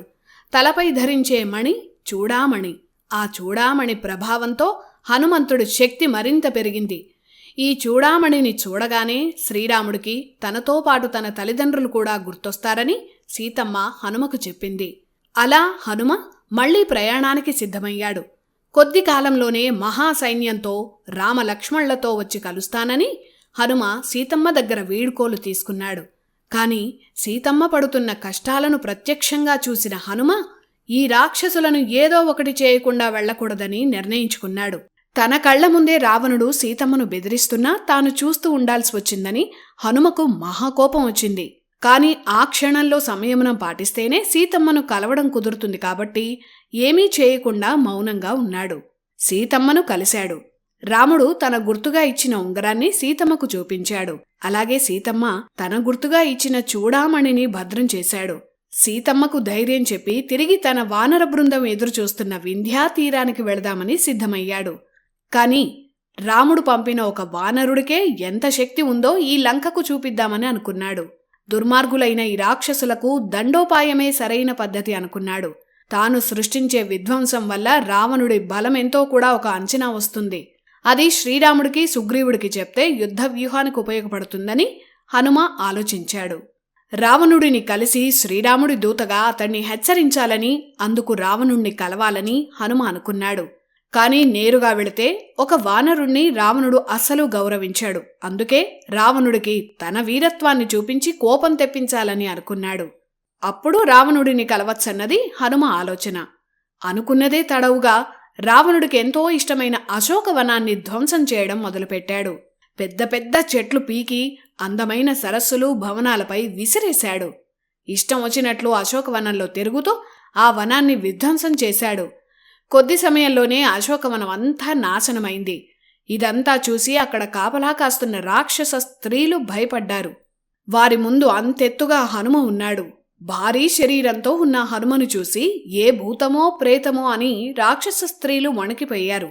సీత కోసమే వచ్చాడనుకుని ఆ రాక్షస స్త్రీలు సీతమ్మను గట్టిగా అడిగారు. ఈ వానరం ఎవరో తనకు తెలీదని సీతమ్మ చెప్పింది. వెంటనే ఆ రాక్షస స్త్రీలు రావణుడి దగ్గరకు పరిగెత్తారు. రావణ ప్రభు, ఎప్పుడూ చూడని మహాభయంకరమైన వానరుడు అశోకవనాన్ని ధ్వంసం చేస్తున్నాడని ఆ రాక్షసులు రావణుడికి చెప్పారు. ఇంకా ఇలా చెప్పారు కూడా, సీతమ్మ చెప్పడం లేదు గాని ఆ రాముడే ఈ వానరుణ్ణి పంపాడని మాకు అనుమానంగా ఉందని, తక్షణం అతన్ని శిక్షించకపోతే మరింత విధ్వంసం సృష్టిస్తాడని ఆ రాక్షస స్త్రీలు రావణుడికి చెప్పారు. అది విన్న వెంటనే రావణుడు ఆగ్రహంతో అరిచాడు. భారీ శరీరంతో హనుమ ఉన్నాడని రాక్షస స్త్రీలు చెప్పారు కాబట్టి ఒకరిద్దరు సరిపోరని ఏకంగా 80,000 మంది రాక్షస సైన్యాన్ని హనుమను సంహరించేందుకు పంపాడు. అప్పటికే అశోకవనాన్ని ధ్వంసం చేసి అశోకవనం ముఖద్వారం దగ్గర యుద్ధం కోసమే హనుమ ఎదురు చూస్తూ నిల్చున్నాడు. ఇంకా ఎవరూ రాలేదేంటా అని చూస్తున్నాడు. అంతలోనే 80,000 మంది రాక్షసులు గుంపులు గుంపులుగా విడిపోయి హనుమను చుట్టుముట్టారు. హనుమ తన శరీరాన్ని మరింత భారీగా పెంచాడు. ఆ ఆకారం ఎంత ఉందంటే ఆ రాక్షసులు హనుమ మోకాళ్లంత ఎత్తు కూడా లేరు. ఆ గుంపును చూసి హనుమ వారికి భయం కలిగేలా ఒక్క అరుపు అరిచాడు. ఆ శబ్దానికి లంక అదిరింది. ఇప్పుడు మనం చెప్పుకుంటున్నది సుందరకాండలో 42వ సర్గ విశేషాలు. ఈ 42వ సర్గలోనే అత్యంత శక్తివంతమైన శ్లోకాలున్నాయి. ఇవి ఎంత శక్తివంతమైన శ్లోకాలంటే ఏదైనా ఒక ముఖ్యమైన పని అసాధ్యం, ఇది జరగదేమో అని ఎవరికైనా అనిపించినప్పుడు ఇప్పుడు మనం పఠించబోయే శ్లోకాలను గనక రోజూ మనం పఠిస్తే అసాధ్యమనుకున్న పనులు కూడా సాధించగలిగే మానసిక శక్తి మనకు లభిస్తుందని, అన్ని భయాలు తొలగిపోతాయని పెద్దలు చెప్తారు. ఆ శ్లోకాలు ఇవే. ఇవి సుందరకాండలో 42వ సర్గలో 33 నుంచి 36 వరకు ఉన్న శక్తివంతమైన శ్లోకాలు. హనుమ శక్తిని వివరించే శ్లోకాలు ఇవి. జయత్యతిబలో రామో లక్ష్మణశ్చ మహాబలః రాజా జయతి సుగ్రీవో రాఘవేణాభిపాలితః దాసోహం కోసలేంద్రస్య రామస్య క్లిష్టకర్మణః హనుమాన్ శత్రుసైన్యానాం నిహంతా మారుతాత్మజః న రావణ సహస్రం మే యుద్ధే ప్రతిబలం భవేత్ శిలాభిస్తు ప్రహరతః పాదపైశ్చ సహస్రశః అర్ధయిత్వా పురీం లంకామభివాద్య చ మైథిలీం సమృద్ధార్థో గమిష్యామి మిషతాం సర్వరక్షసాం. ఈ 4 శ్లోకాలను జయస్తుతి అని కూడా అంటారు. ఈ 4 శ్లోకాల్లో హనుమ తన శక్తి గురించి తానే వివరిస్తూ చెప్పారు.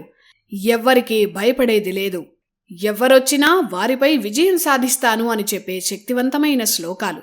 వీటి అర్థమేంటంటే లోకంలోని అతి శక్తివంతుడు శ్రీరాముడు, అతని తర్వాత అత్యంత శక్తివంతుడు లక్ష్మణుడు, వీరిద్దరి అనుజ్ఞతో పరిపాలిస్తున్న సుగ్రీవుడు కూడా మహాబలవంతుడు, వారి దూతగా వచ్చిన నా పేరు వాయుపుత్రుడు, శత్రు సైన్యాన్ని సంహరించే శక్తివంతుడైన హనుమంతుడు, ఎంతటి సైన్యాన్ని సంహరించినా నాలో అలసట రాదు, నేను కోసలేంద్రుడు అయోధ్యా చక్రవర్తి అయిన శ్రీరాముడికి దాసుడను, నేను వేల సంఖ్యలో రాళ్లను ఎత్తి పెద్ద పెద్ద వృక్షాలను పెకలించి యుద్ధం చేస్తున్నప్పుడు 1000 మంది రావణులు కూడా నా ముందు నిలవలేరు. ఈ రాక్షసులందరూ చూస్తుండగానే లంకాపట్టణాన్ని ధ్వంసం చేసి సీతమ్మకు నమస్కరించి వచ్చిన పని పూర్తి చేసుకొని వెళతాను. ఇది ఈ 4 శ్లోకాల అర్థం. ఇవి అత్యంత శక్తివంతమైన శ్లోకాలు. ఎంతటి కఠినమైన లక్ష్యాన్నైనా ఛేదించే మానసిక శక్తి వస్తుంది. ఇలా తన శక్తిని తాను గుర్తు చేసుకున్నాడు హనుమ. ఎదురుగా ఉన్న రాక్షసులు విసిరిన ఆయుధాలు హనుమ పట్టించుకోలేదు. ఆ ఆయుధాలనే పట్టుకొని తిరిగి ఆ రాక్షసుల మీదకే విసిరేశాడు. అశోకవనానికి పెద్ద ముఖద్వారముంది. ఆ ద్వారానికి 10-12 అడుగుల పొడవున్న ఇనుప గడియ ఉంది. ఆ ఇనుప పరిగతో కనిపించిన రాక్షసులందర్నీ హనుమ సంహరించాడు. అలా 80,000 మంది సైనికులు హతమయ్యారు. వారిలో ఒకరో ఇద్దరో బతికారు. వారు రావణుడి దగ్గరకు వణుకుతూ వెళ్లారు. 1000 మంది సైన్యాన్ని ఆ వానరుడు సంహరించాడని రావణుడికి చెప్పారు. రావణుడు ఆశ్చర్యపోయాడు. ఒక వానరం 1000 మంది సైన్యాన్ని సంహరించడమా? అసాధ్యమనుకున్నాడు. రావణుడి మంత్రి ప్రహస్తుడు, అతని కుమారుడు మహావీరుడైన జంబూమాలి ఆ వానరుణ్ణి సంహరించి రావాలని ఆ ప్రహస్తపుత్రుడైన జంబూమాలిని రావణుడు పంపాడు. ఈలోపు అక్కడ హనుమ అశోకవనంలో మిగిలిన వాటిని ధ్వంసం చేస్తున్నాడు. ఆ అశోకవనం దగ్గరలో అందమైన భవనాలున్నాయి. వాటిని కూడా ధ్వంసం చేయాలని ఆ భవనాలపైకి హనుమ ఎక్కి తన శరీరాన్ని ఇంకా భారీగా పెంచాడు. ఒక కొండంత ఎత్తున్న హనుమను చూసి భయపడి చాలామంది రాక్షసులు మరణించారు. ఆ ఎత్తైన భవనం మీద ఉన్న హనుమ లంక అంతా వణికేలా గట్టిగా అరిచాడు. ఆ తర్వాత భారీ ఆకారంతో ఉన్న లంకారక్షకులైన రాక్షసులు హనుమను సంహరించేందుకు పెద్ద పెద్ద ఆయుధాలతో చుట్టుముట్టారు. ఆ భవనానికున్న ఒక పెద్ద స్తంభాన్ని హనుమ పెకలించాడు. ఆ స్తంభంతో ఆ రాక్షసులందరినీ కొట్టి సంహరించాడు. మధ్యలో అగ్ని రగిలి ఆ భవనం భగ్గుమని తగలబడింది. అలా ఒక్కో రాక్షసుణ్ణి సంహరిస్తున్నప్పుడు లంకలో ఉన్న రాక్షస సైన్యంలో ఏ రాక్షసుడికి ఎంత బలముందో హనుమ అంచనా వేస్తున్నాడు. వారిలో 100 ఏనుగులు, 1000 ఏనుగులు బలమున్న రాక్షసులు కూడా ఉన్నట్లు హనుమ గమనించాడు.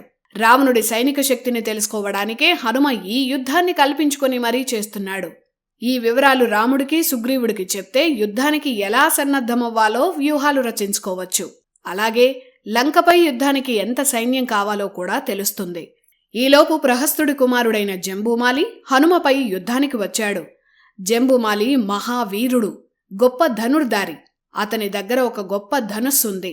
ఆ భారీ ధనుస్సు తీసుకొని హనుమపై యుద్ధానికి వచ్చాడు. అతను అడవిగాడిదలు కట్టిన రథం మీద వచ్చాడు. జంబూమాలి వస్తూనే 100ల సంఖ్యలో బాణాలు హనుమపై ప్రయోగించాడు.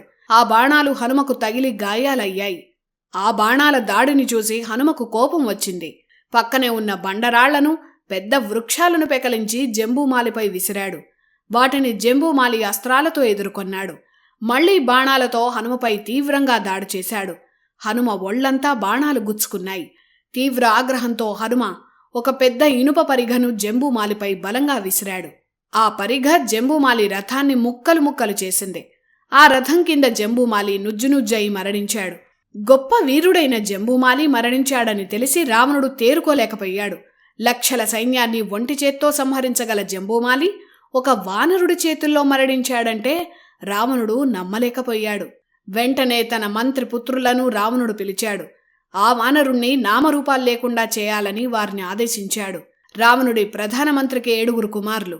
ఒక్కొక్కరు 1,00,000 మంది సైన్యాన్ని సంహరించగల శక్తివంతులు. అలాంటి వీరులు హనుమపై యుద్ధానికి రథాలపై వెళ్లారు. ఈ మంత్రి కుమారుల వెనక ఒక భారీ సైన్యం కూడా వెళ్ళింది. అస్త్రవిద్యలో ఆ 7 రాక్షస వీరులు నిష్ణాతులు. వారి చేతుల్లో బంగారంతో చేసిన ధనుస్సులున్నాయి. ఒక్కొక్కరిని సంహరించాక హనుమ యుద్ధం కోసం ఎదురుచూస్తూ అశోకవనం ముఖద్వారం దగ్గర నిల్చున్నాడు. మంత్రి కుమారులు అతని సైన్యాన్ని హనుమ చూశాడు. వస్తూనే 7 కుమారులు అస్త్రాలతో 1000 బాణాలతో హనుమను ముంచెత్తారు. కాని ఆ బాణాల నుంచి హనుమ తప్పించుకొని ఆకాశంలోకి ఎగురుతూ వారిపై యుద్ధం చేశాడు. అంత పెద్ద శరీరంతో ఉన్న హనుమ సైన్యాన్ని తొక్కుతూ తన వాడి గోళ్లతో రక్కుతూ బలంగా దెబ్బలు కొడుతూ ఎంతోమందిని సంహరించాడు. హనుమ భయంకర రూపానికి భయపడి చాలామంది రాక్షసులు పారిపోయారు. ఇక మిగిలిన ఆ 7 మంత్రిపుత్రులను హనుమ ఎత్తి కింద పడేసి భుజబలంతోనే సంహరించాడు. ఆ 7 మహావీరులైన మంత్రి కుమారులు కూడా మరణించారని రావణుడికి తెలిసిందే. రావణుడు కోపంతో రగిలిపోయాడు. వచ్చినవాడు వానరుడు కాదని మహాభూతమో ప్రేతమో అయ్యుంటుందని రావణుడు అనుకున్నాడు. అదే విషయాన్ని రాక్షసులకు చెప్పాడు. తాను గతంలో వాలి, సుగ్రీవ లాంటి మహావానర యోధులను చూశానని, వారిని మించిన ఈ వానర యోధుడితో జాగ్రత్తగా ఉండాలని కూడా రావణుడు హెచ్చరించాడు. ఒకప్పుడు రావణుడిని తన బాహువుల్లో బంధించి వాలి 4 సముద్రాల నీళ్లను తాగించిన విషయాన్ని దశగ్రీవుడు గుర్తు చేసుకున్నాడు. అందుకే రావణుడు హనుమను తక్కువ అంచనా వేయలేదు. గతంలో దేవదానవ యుద్ధాల్లో వీరత్వం చూపించిన రావణుడి సైన్యాధ్యక్షులను హనుమపై యుద్ధానికి పంపాడు. వారు విరూపాక్ష, యూపాక్ష, దుర్ధర, ప్రఘస, భాసకర్ణ. ఈ 5 లంకా సైన్యానికి ముఖ్యులైన సైన్యాధ్యక్షులు. అతి భయంకరమైన రాక్షసులు.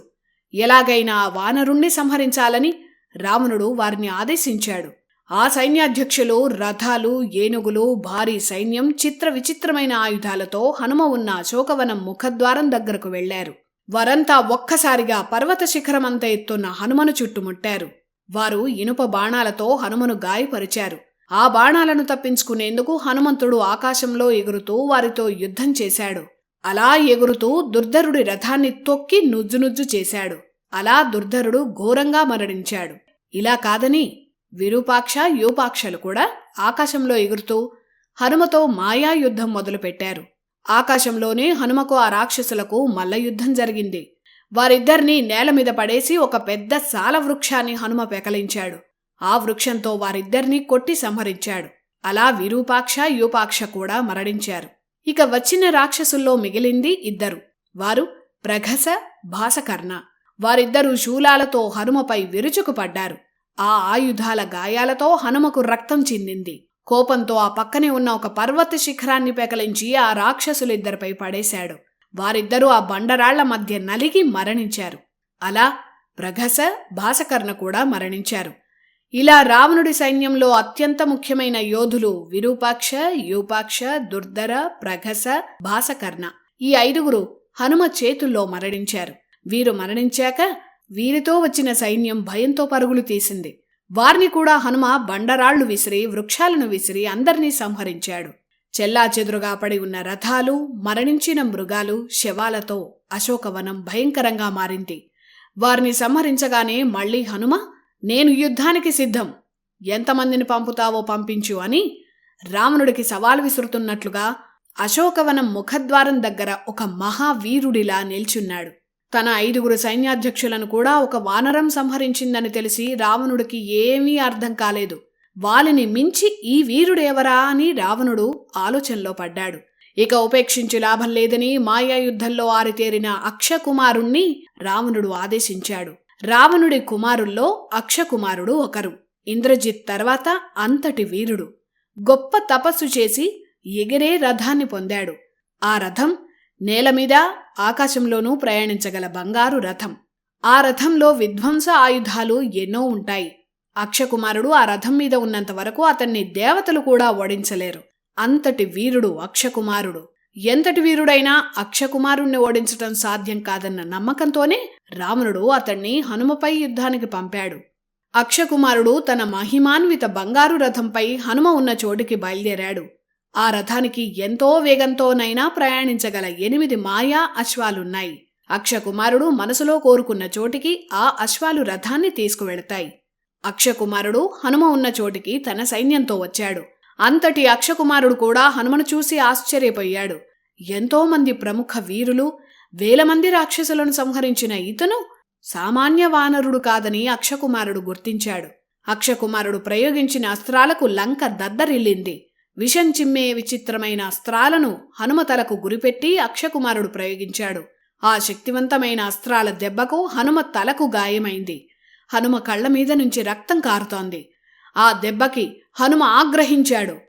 అక్షకుమారుడు ఎగిరే రథంలో మాయాయుద్ధం చేస్తున్నాడు కాబట్టి తాను మాయాయుద్ధమే చేయాలని ఒక్కసారిగా హనుమ తన శరీరాన్ని భారీగా పెంచాడు. హనుమ గాల్లోకి ఎగిరి ఆకాశంలో తిరుగుతున్నాడు. అక్షకుమారుడు తన ఎగిరే రథం మీద ఆకాశంలో హనుమను వెంబడిస్తూ అస్త్రాలు సంధిస్తున్నాడు. ఆ అస్త్రాలను తప్పించుకుంటూ హనుమ ఎగురుతున్నాడు. వయసులో చిన్నవాడైన అక్షకుమారుడి వీరత్వానికి హనుమ కూడా ముచ్చటపడ్డాడు. అతను ఎన్ని అస్త్రాలు సంధించినా అక్షకుమారుణ్ణి సంహరించటానికి హనుమకు మనసొప్పడం లేదు. కాని అక్షకుమారుడు వరుసగా ప్రయోగిస్తున్న అస్త్రాలకు హనుమకు గాయాలవుతున్నాయి.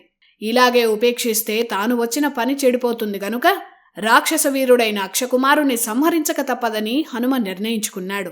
వెంటనే అక్షకుమారుడి రథానికి ప్రధానమైన 8 మాయా గుర్రాలను హనుమ తన భుజబలంతో కొట్టి విధ్వంసం చేశాడు. ఆ రథాన్ని కూడా ముక్కలు చేసి నేలమీదకు విసిరేశాడు. అలా రథంతో పాటు అక్షకుమారుడు కూడా కింద పడిపోయాడు. అయినా అక్షకుమారుడు మరణించలేదు. మాయా విద్యల్లో ఆరితేరిన ఆ రావణ కుమారుడు గాల్లోకి ఎగిరి తన ధనుస్సుతో అస్త్రాలు ప్రయోగించాడు. అప్పుడు హనుమ వేగంగా అక్షకుమారుడి దగ్గరకు వెళ్లి అతన్ని గిరగిరా తిప్పి నేలమీదకు గట్టిగా విసిరేశాడు. అలా అక్షకుమారుడు మరణించాడు. రాక్షస వీరుల్లో మహాయోధుడైన అక్షకుమారుడిని సంహరించాక మళ్లీ హనుమ అశోకవనం ముఖద్వారం దగ్గర యుద్ధం కోసం ఎదురుచూస్తూ నిల్చున్నాడు. తన కుమారుల్లో చిన్నవాడైన అక్షకుమారుడు మరణించాడని తెలిసి రావణుడు కుమిలిపోయాడు. ఇక ఆ వానరాన్ని నిర్దయగా సంహరించాల్సిందే అని రావణుడు నిర్ణయించుకున్నాడు. ఇంద్రుణ్ణి కూడా ఓడించిన తన కుమారుడు ఇంద్రజిత్తుని హనుమపై యుద్ధానికి పంపాడు. ఇక్కడి వరకు సుందరకాండలో 47 సర్గల విశేషాలు పూర్తయ్యాయి. హనుమను సంహరించేందుకు ఎందరో గొప్ప రాక్షస వీరులను రావణుడు పంపాడు. వారందరినీ హనుమ సంహరించాడు. రావణుడికి ఎంతో ఇష్టమైన కుమారుడు అక్షకుమారుణ్ణి కూడా హనుమ సంహరించాడు. ఇక లాభం లేదని రావణుడు ఇంద్రజిత్తుని హనుమపై యుద్ధానికి పంపాడు. ఇంద్రుణ్ణి కూడా ఓడించిన వీరుడు ఇంద్రజిత్. బ్రహ్మ నుంచి ఎన్నో అస్త్రాలను వరాలుగా పొందిన ఇంద్రజిత్ తప్పకుండా హనుమను సంహరించగలడని రావణుడు అనుకున్నాడు. తన తండ్రికి నమస్కరించి ఇంద్రజిత్ హనుమ ఉన్న చోటికి బయలుదేరాడు. ఇంద్రజిత్కి ఒక విచిత్రమైన రథముంది. రోజూ హోమం చేసి ఆ శక్తితో రథాన్ని అధిరోహిస్తాడు. ఆ రథం గాల్లోకి ఎగరగలదు, మాయం కాగలదు. అదృశ్య యుద్ధంలో ఇంద్రజిత్కి తిరుగులేదు. ఆ రథాన్ని పెద్ద పెద్ద దంతాలున్న క్రూర మృగాలు లాగుతున్నాయని సుందరకాండలో ఉంది. అలాంటి మాయారథం మీద ఇంద్రజిత్ హనుమంతుడున్న చోటికి వెళ్ళాడు. యుద్ధం మొదలైంది. ఇంద్రజిత్ సంధిస్తున్న శక్తివంతమైన అస్త్రాలను తప్పించుకొని హనుమ రెప్పపాటు ఆకాశంలోకి ఎగురుతూ తప్పించుకుంటున్నాడు. హనుమంతుడు కూడా ఇంద్రజిత్తుని ఏమీ చేయలేకపోతున్నాడు. అతను చాలా శక్తివంతుడు అని హనుమకు అర్థమైంది. ఎన్ని దివ్యాస్త్రాలు సంధించినా హనుమకేవీ కావడం లేదు. అస్త్రాలతో హనుమను ఏమీ చేయలేమని ఇంద్రజిత్కి అర్థమైంది. హనుమను బంధించడమే మార్గమని అనుకున్నాడు. శక్తివంతమైన బ్రహ్మాస్త్రాన్ని హనుమపై ప్రయోగించాడు. బ్రహ్మాస్త్రంతో సహా ఎలాంటి అస్త్రాల వల్ల హనుమకు అపాయం లేదు. ఈ వరాన్ని బ్రహ్మే హనుమకిచ్చారు. కాని ఇంద్రజిత్తు ప్రయోగించింది బ్రహ్మాస్త్రం కనుక ఆ బ్రహ్మదేవుణ్ణి గౌరవిస్తూ హనుమ ఆ అస్త్రాన్ని గౌరవించి లొంగాడు. ఆకాశంలో ఎగురుతున్న హనుమ కింద పడిపోయాడు. బ్రహ్మాస్త్రం శక్తి వల్ల హనుమ విడిపించుకోలేనంత గట్టి తాళ్లతో కట్టినట్లుగా బందీ అయ్యాడు. ఇది ఒకందుకు మంచిదే అని హనుమ అనుకున్నాడు. ఎందుకంటే బందీగా ఉన్న హనుమను రావణుడి ముందు ప్రవేశపెడతారు. అప్పుడు శ్రీరాముడు గురించి చెప్పవచ్చు. కనుక తన లక్ష్యం నెరవేరినట్టే అని హనుమ అనుకున్నాడు. కింద పడి ఉన్న హనుమ దగ్గరకు రాక్షసు సైనికులు వచ్చారు. మరికొన్ని తాళ్లతో గట్టిగా కదలకుండా కట్టారు. రాక్షసులు ఇంద్రజిత్ హనుమను తీసుకెళ్లారు. రావణుడి ముందు ప్రవేశపెట్టారు. అశోకవనాన్ని విధ్వంసం చేసి 1000 మంది రాక్షసులను ఒంటి చేత్తో సంహరించిన హనుమను చూసి రావణ సభలో అందరూ ఆశ్చర్యపోయారు. ఈ వానరుడు ఇంతటి అల్లకల్లోలం సృష్టించాడా అని ఆశ్చర్యపోయారు. సభలో ఎత్తుగా ఉన్న బంగారు సింహాసనంపై దగదగ మెరిసే ఆభరణాలను ధరించిన రావణుణ్ణి హనుమ చూశాడు. కింద అటూ ఇటూ వరుసగా మంత్రులు, ఇతర ముఖ్యులు వారి ఆసనాల్లో కూర్చున్నారు. హనుమ రావణుణ్ణి చూశాడు. ఎర్రని కళ్ళు, నల్లని శరీరం. ఆ శరీరంలో విచిత్రమైన పచ్చబొట్లున్నాయి. 10 తలలతో రావణుడు భయంకరంగా ఉన్నాడు. అయినా ఎంతో తేజస్సుతో ఉన్నాడు. రాక్షసుడు కాకపోయి ఉంటే ఇంద్రుణ్ణి మించిన చక్రవర్తిగా ఈ రావణుడు వెలిగిపోయేవాడు అని హనుమ తనలో తాననుకున్నాడు. అటు రావణుడు కూడా హనుమలో దివ్య తేజస్సుని గమనించాడు. ఓసారి కైలాస పర్వతానికి వెళ్ళినప్పుడు తనను అడ్డగించిన నందీశ్వరుడికి రావణుడికి గొడవ జరిగింది. అప్పుడు రావణుడు నందీశ్వరుణ్ణి కోతిముఖం వాడా అని అవమానించాడు. ఆహా, కోతులంటే అంత అలుసా? అయితే ఆ కోతులే నీ కొంప ముంచుతాయని నంది రావణుణ్ణి శపించాడు. ఆ శాపం రావణుడికి గుర్తొచ్చింది. ఆ నందీశ్వరుడే ఈ మహావానరుడి రూపంలో వచ్చాడా అని రావణుడు ఒక్క క్షణం అనుమానించాడు. రావణుడు హనుమను ఆగ్రహంతో చూశాడు. అసలు ఈ వానరుడు ఎవరో కనుక్కొండని మంత్రులను ఆజ్ఞాపించాడు. దుర్భేద్యమైన లంకకి ఎలా వచ్చాడు, ఎందుకు వచ్చాడో వివరంగా కనుక్కొండని రావణుడు ఆజ్ఞాపించాడు. అప్పుడు మంత్రులు హనుమ దగ్గరకు వెళ్లారు. ఓ వానరా, నువ్వెవరు, లంకకు ఎందుకొచ్చావు అని ప్రశ్నలు వేశారు. రావణుడి మంత్రి ప్రహస్తుడు హనుమ దగ్గరకు వచ్చాడు. అన్ని వివరాలు నిజాయితీగా చెప్తే నిన్ను వదిలేస్తామని హనుమకు హామీ ఇచ్చాడు. అప్పుడు హనుమ తన గురించి ఇలా చెప్పాడు. ఓ రావణా, నేను శ్రీరాముడి దూతను. నేను మా వానర చక్రవర్తి అయిన సుగ్రీవుడి ఆజ్ఞతో లంకకు వచ్చాను. రావణుడి దర్శనం సాధారణంగా కలగదు కాబట్టి విధ్వంసం సృష్టించి కావాలనే పట్టుబడ్డాను అని హనుమ సూటిగా చెప్పాడు. అంతేకాదు, సుగ్రీవుడు రావణుడికి పంపిన సందేశాన్ని కూడా ఇలా వినిపించాడు. ఓ రావణ, తండ్రి మాట కోసం శ్రీరాముడు అరణ్యవాసం చేస్తున్న సమయంలో అతని ధర్మపత్నిని నువ్వు అపహరించావు. ఆమెను వెతుకుతూ వస్తున్న సమయంలోనే రామ సుగ్రీవుల స్నేహం కుదిరింది. వాలిని ఒక్క బాణంతో రాముడు సంహరించాడు. వానర రాజ్యానికి సుగ్రీవుణ్ణి చక్రవర్తిని చేశాడు. బదులుగా సీతమ్మను వెతికి అప్పజెప్తామని సుగ్రీవుడు రాముడికి మాటిచ్చాడు. ఓ రావణ, వాలి ఎవరో అతని శక్తి ఎంతో మాకన్నా బాగా నీకే తెలుసు. అలాంటి వారిని ఒక్క బాణంతో రాముడు సంహరించాడు. ఆ తర్వాత అన్ని దిక్కుల్లో మా వానర సైన్యం సీతమ్మను వెతుకుతూ ఉంటే సంపాతి వల్ల లంకానగరంలో సీతమ్మ ఉందని తెలిసి నేను వచ్చాను. ఇక నా సంగతి, నేను సాక్షాత్తు వాయుదేవుడి కుమారుడను. నా పేరు హనుమంతుడు. సముద్రం మధ్యలో ఉన్న నీ లంకకు 100 యోజనాల దూరాన్ని ఆకాశంలో లంఘించి వచ్చాను. ఆ తర్వాత కథ నీకు తెలుసు అని ఇలా హనుమ ఇంకా చెప్పాడు. రాముడు దూతగా వచ్చిన నేనే లంకలో ఇంత విధ్వంసం సృష్టించాను కదా, అలాంటిది శ్రీరామ లక్ష్మణులను నువ్వు గెలవలేవు. వారి ముందు ఎందరు రావణులు వచ్చినా నిలవలేరు. దేవతలు కూడా రామలక్ష్మణులను జయించలేరు. విష్ణువుతో సమానమైన వాడు రాముడు. అంతేకాదు, నువ్వు బంధించిన సీతమ్మ నీ లంకను సర్వనాశనం చేసే కాలరాత్రి. అందుకే సీతమ్మను రాముడికి అప్పజెప్పి అతన్ని శరణు వేడు. శరణు వేడిన వారు శత్రువులైనా సరే మా రాముడు క్షమిస్తాడు. ఇలా హనుమ సూటిగా తాను వచ్చిన విషయాన్ని రావణుడికి చెప్పాడు. హనుమ చెప్పిన మాటలకు అప్పటికే రావణుడు ఆగ్రహంతో ఊగిపోయాడు. ఒక వానరం తనను అవమానించడమా అని కోపంతో రగిలిపోయాడు. ఈ వానరాన్ని తక్షణం వధించండి అని రావణుడు ఆజ్ఞాపించాడు.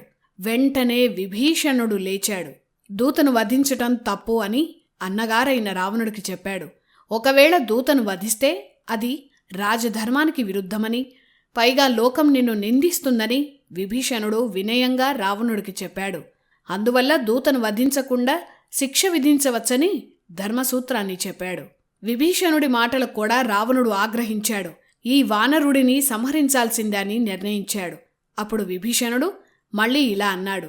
రాజా రావణ, ఈ వానరుడు లంకానగరానికి తీవ్రంగా నష్టం చేశాడు. అది శిక్షార్హమే. కాని దూతగా వచ్చిన వాణ్ణి సంహరించటం రాజధర్మానికి విరుద్ధం. బదులుగా ఇతన్ని శిక్షించు. దూతలకు వేయాల్సిన శిక్షలు ధర్మశాస్త్రంలో ఉన్నాయని విభీషణుడు చెప్పాడు. ఆ శిక్షలను వివరించాడు. అవయవాలు ఛేదించటం, శరీరానికి వికారం కలిగించటం, కొరడాలతో కొట్టడం, తలగురిగి అవమానించడం, శరీరం మీద అవమానించే విధంగా గుర్తులు వేయడం, ఇవన్నీ దూతలకు వేయదగిన శిక్షలు అని విభీషణుడు రావణుడికి చెప్పాడు. లోకాలను జయించిన రావణుడు ఒక దూతను చంపాడన్న నిందను మోయడం అవసరమా అని విభీషణుడు అన్నాడు. ఆ మాటకు రావణుడు సందిగ్ధంలో పడ్డాడు. విభీషణుడి మాటలను రావణుడు అంగీకరించాడు. హనుమకు అవమానం కలిగేలా శిక్షించాలని రావణుడు అనుకున్నాడు. కోతులకు తోకలే అందం కదా, అందుకు ఆ తోకకు నిప్పు అంటించి ఈ వానరుణ్ణి పంపండి అని రావణుడు ఆజ్ఞాపించాడు. రాక్షస సైనికులు తైలంలో తడిపిన పెద్ద పెద్ద వస్త్రాలను హనుమ తోకకు చుట్టారు. తోకకు వస్త్రాలు చుట్టిన రాక్షసులు హనుమను లంకానగర వీధుల్లో తిప్పారు. లంకలో మిగిలిన భాగాన్ని చూడాలని, ఆ తర్వాత యుద్ధ సమయంలో వ్యూహాలకు పనికి వస్తుందని హనుమ అనుకున్నాడు.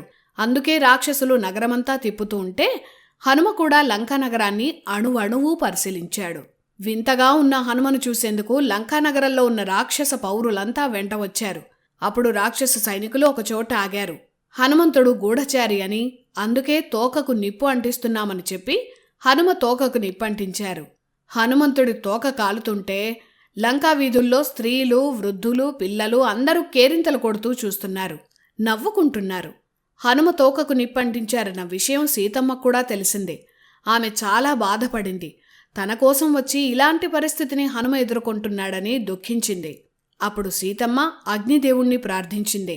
తన పాతివ్రత్య మహత్యంతో హనుమకు అగ్ని వల్ల బాధ కలగకుండా చల్లగా ఉండేలా అగ్నిదేవుణ్ణి సీతమ్మ కోరింది. ఆ వెంటనే అగ్నితో కాలుతున్న తోకను హనుమ ఆశ్చర్యంగా చూశాడు. కొంచెం కూడా బాధ కలగలేదు. పైగా మంచు కురిసినట్లు చల్లగా ఉంది. వాయుదేవుడే తనను రక్షిస్తున్నాడని, సీతమ్మ రాముడి దయవల్లే తనను అగ్ని దహించటం లేదని హనుమ అనుకున్నాడు. ఇక విధ్వంసం సృష్టించాలని హనుమ సిద్ధమయ్యాడు. కాలుతున్న తోకతో ఒక్కసారిగా ఎగిరాడు. లంకానగరం ప్రధాన ద్వారం మీద నిల్చున్నాడు.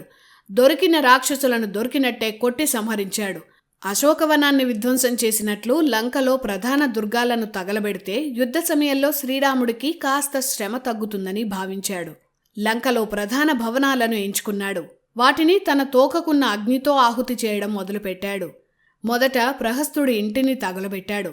ఆ తర్వాత మహాపార్శ్వ ఇంటి మీదకు దూకి నిప్పు అంటించాడు. రావణ సభలో ముఖ్యులైన వజ్రద్రంష్ట్ర, శుక, సారణుల ఇళ్లను హనుమ దగ్ధం చేశాడు. ఆఖరికి తనను బంధించిన ఇంద్రజిత్ ఇంటిని కూడా హనుమ వదల్లేదు. లంకలోనే అత్యంత సుందరమైన ఇంద్రజిత్ భవనం కళ్ల ముందే బూడిదైంది. తనను రక్షించిన ధర్మాత్ముడు విభీషణుడి ఇంటిని మాత్రం హనుమ వదిలేశాడు. మిగిలిన భవనాల మీదకు ఎగురుతూ హనుమ నిప్పంటించాడు. సూర్యశత్రు, హ్రస్వకర్ణ, రోమశ, యుద్ధోన్మత్త, ధ్వజగ్రీవ, హస్తిముఖ, కరాళ, పిశాచ, శోణితాక్ష, కుంభకర్ణ, మకరాక్ష ఇలా రావణుడికి అత్యంత ముఖ్యులైన వారి భవనాలను హనుమ దగ్ధం చేశాడు. అన్ని భవనాలు అయ్యాక చివరికి లంకలో అతి విశాలమైన రావణుడి భవనం మీదకు హనుమ చేరాడు. రావణుడి గృహాన్ని కూడా తోకకున్న అగ్నితో తగలబెట్టేశాడు. చూస్తుండగానే ఒక్కసారిగా గాలి వీచింది. ఆ గాలి వల్ల అగ్ని మరింత వేగంగా విస్తరించింది. అందమైన రావణ గృహం పూర్తిగా దగ్ధమైంది. కాలిపోతున్న భవనాల్లోంచి రాక్షస పౌరులు భయంతో పరుగులు తీస్తున్నారు. లంకానగరమంతా రాక్షసుల హాహాకారాలతో నిండిపోయింది. ఎంతోమంది అగ్నికి ఆహుతై మరణించారు. లంకానగరాన్ని హనుమ అగ్నికి ఆహుతి చేశాడు. ఇతను సాధారణ వానరుడు కాదని, యముడే ఈ రూపంలో వచ్చుంటాడని రాక్షసులనుకున్నారు. లంకలో చాలా భాగం దగ్ధమైపోయింది. హనుమంతుని లంకా దహన ఘట్టం రామాయణంలోనే ముఖ్యమైన ఘట్టాల్లో ఒకటి. కాని లంక దగ్ధమవుతుంటే హనుమ చాలా భయపడ్డాడు. ఈ అగ్నికి సీతమ్మకు ప్రమాదం ఏమైనా జరిగిందేమోనని భయపడ్డాడు. సీతమ్మకేమైనా జరిగితే తాను కూడా ప్రాణాలు విడవడం తప్ప మరో దారి లేదని హనుమ అనుకున్నాడు. సీతమ్మ ఏ పరిస్థితుల్లో ఉందో చూడాలని వేగంగా వెళ్లాడు. మొత్తం దగ్ధమవుతున్నా సీతమ్మ కూర్చున్న ప్రాంతం చుట్టూ అగ్ని జాడే లేదు. పతివ్రత అయిన సీతమ్మను అగ్ని ఏమీ చేయలేదని హనుమ అనుకున్నాడు. మరోసారి సీతమ్మ దగ్గరకు హనుమ వెళ్లి నమస్కరించాడు. అతి త్వరలోనే శ్రీరాముడు వానరసేనతో లంకకు వస్తాడని, రావణ సంహారం చేసి నిన్ను తీసుకువెళ్తాడని హనుమ సీతమ్మకు ధైర్యం చెప్పాడు. వెంటనే లంకానగరం బయట ఉన్న త్రికూట పర్వతం మీదకు ఎగిరాడు. అక్కడి నుంచి తన శరీరాన్ని అమాంతం పెంచి ఉత్తర దిక్కుకు అతివేగంగా ఎగిరాడు. తన వారిని కలవాలని ఆకాశ మార్గంలో హనుమ వేగంగా ప్రయాణిస్తున్నాడు. దారిలో మైనాక పర్వతాన్ని హనుమ మరోసారి స్పృశించాడు. తన వానరమిత్రులు బస చేసిన ప్రాంతానికి హనుమ ఉత్సాహంగా చేరుకున్నాడు. హనుమను చూసి వానర వీరులు సంతోషంతో అతని దగ్గరకు ఉరుకులు పెట్టారు.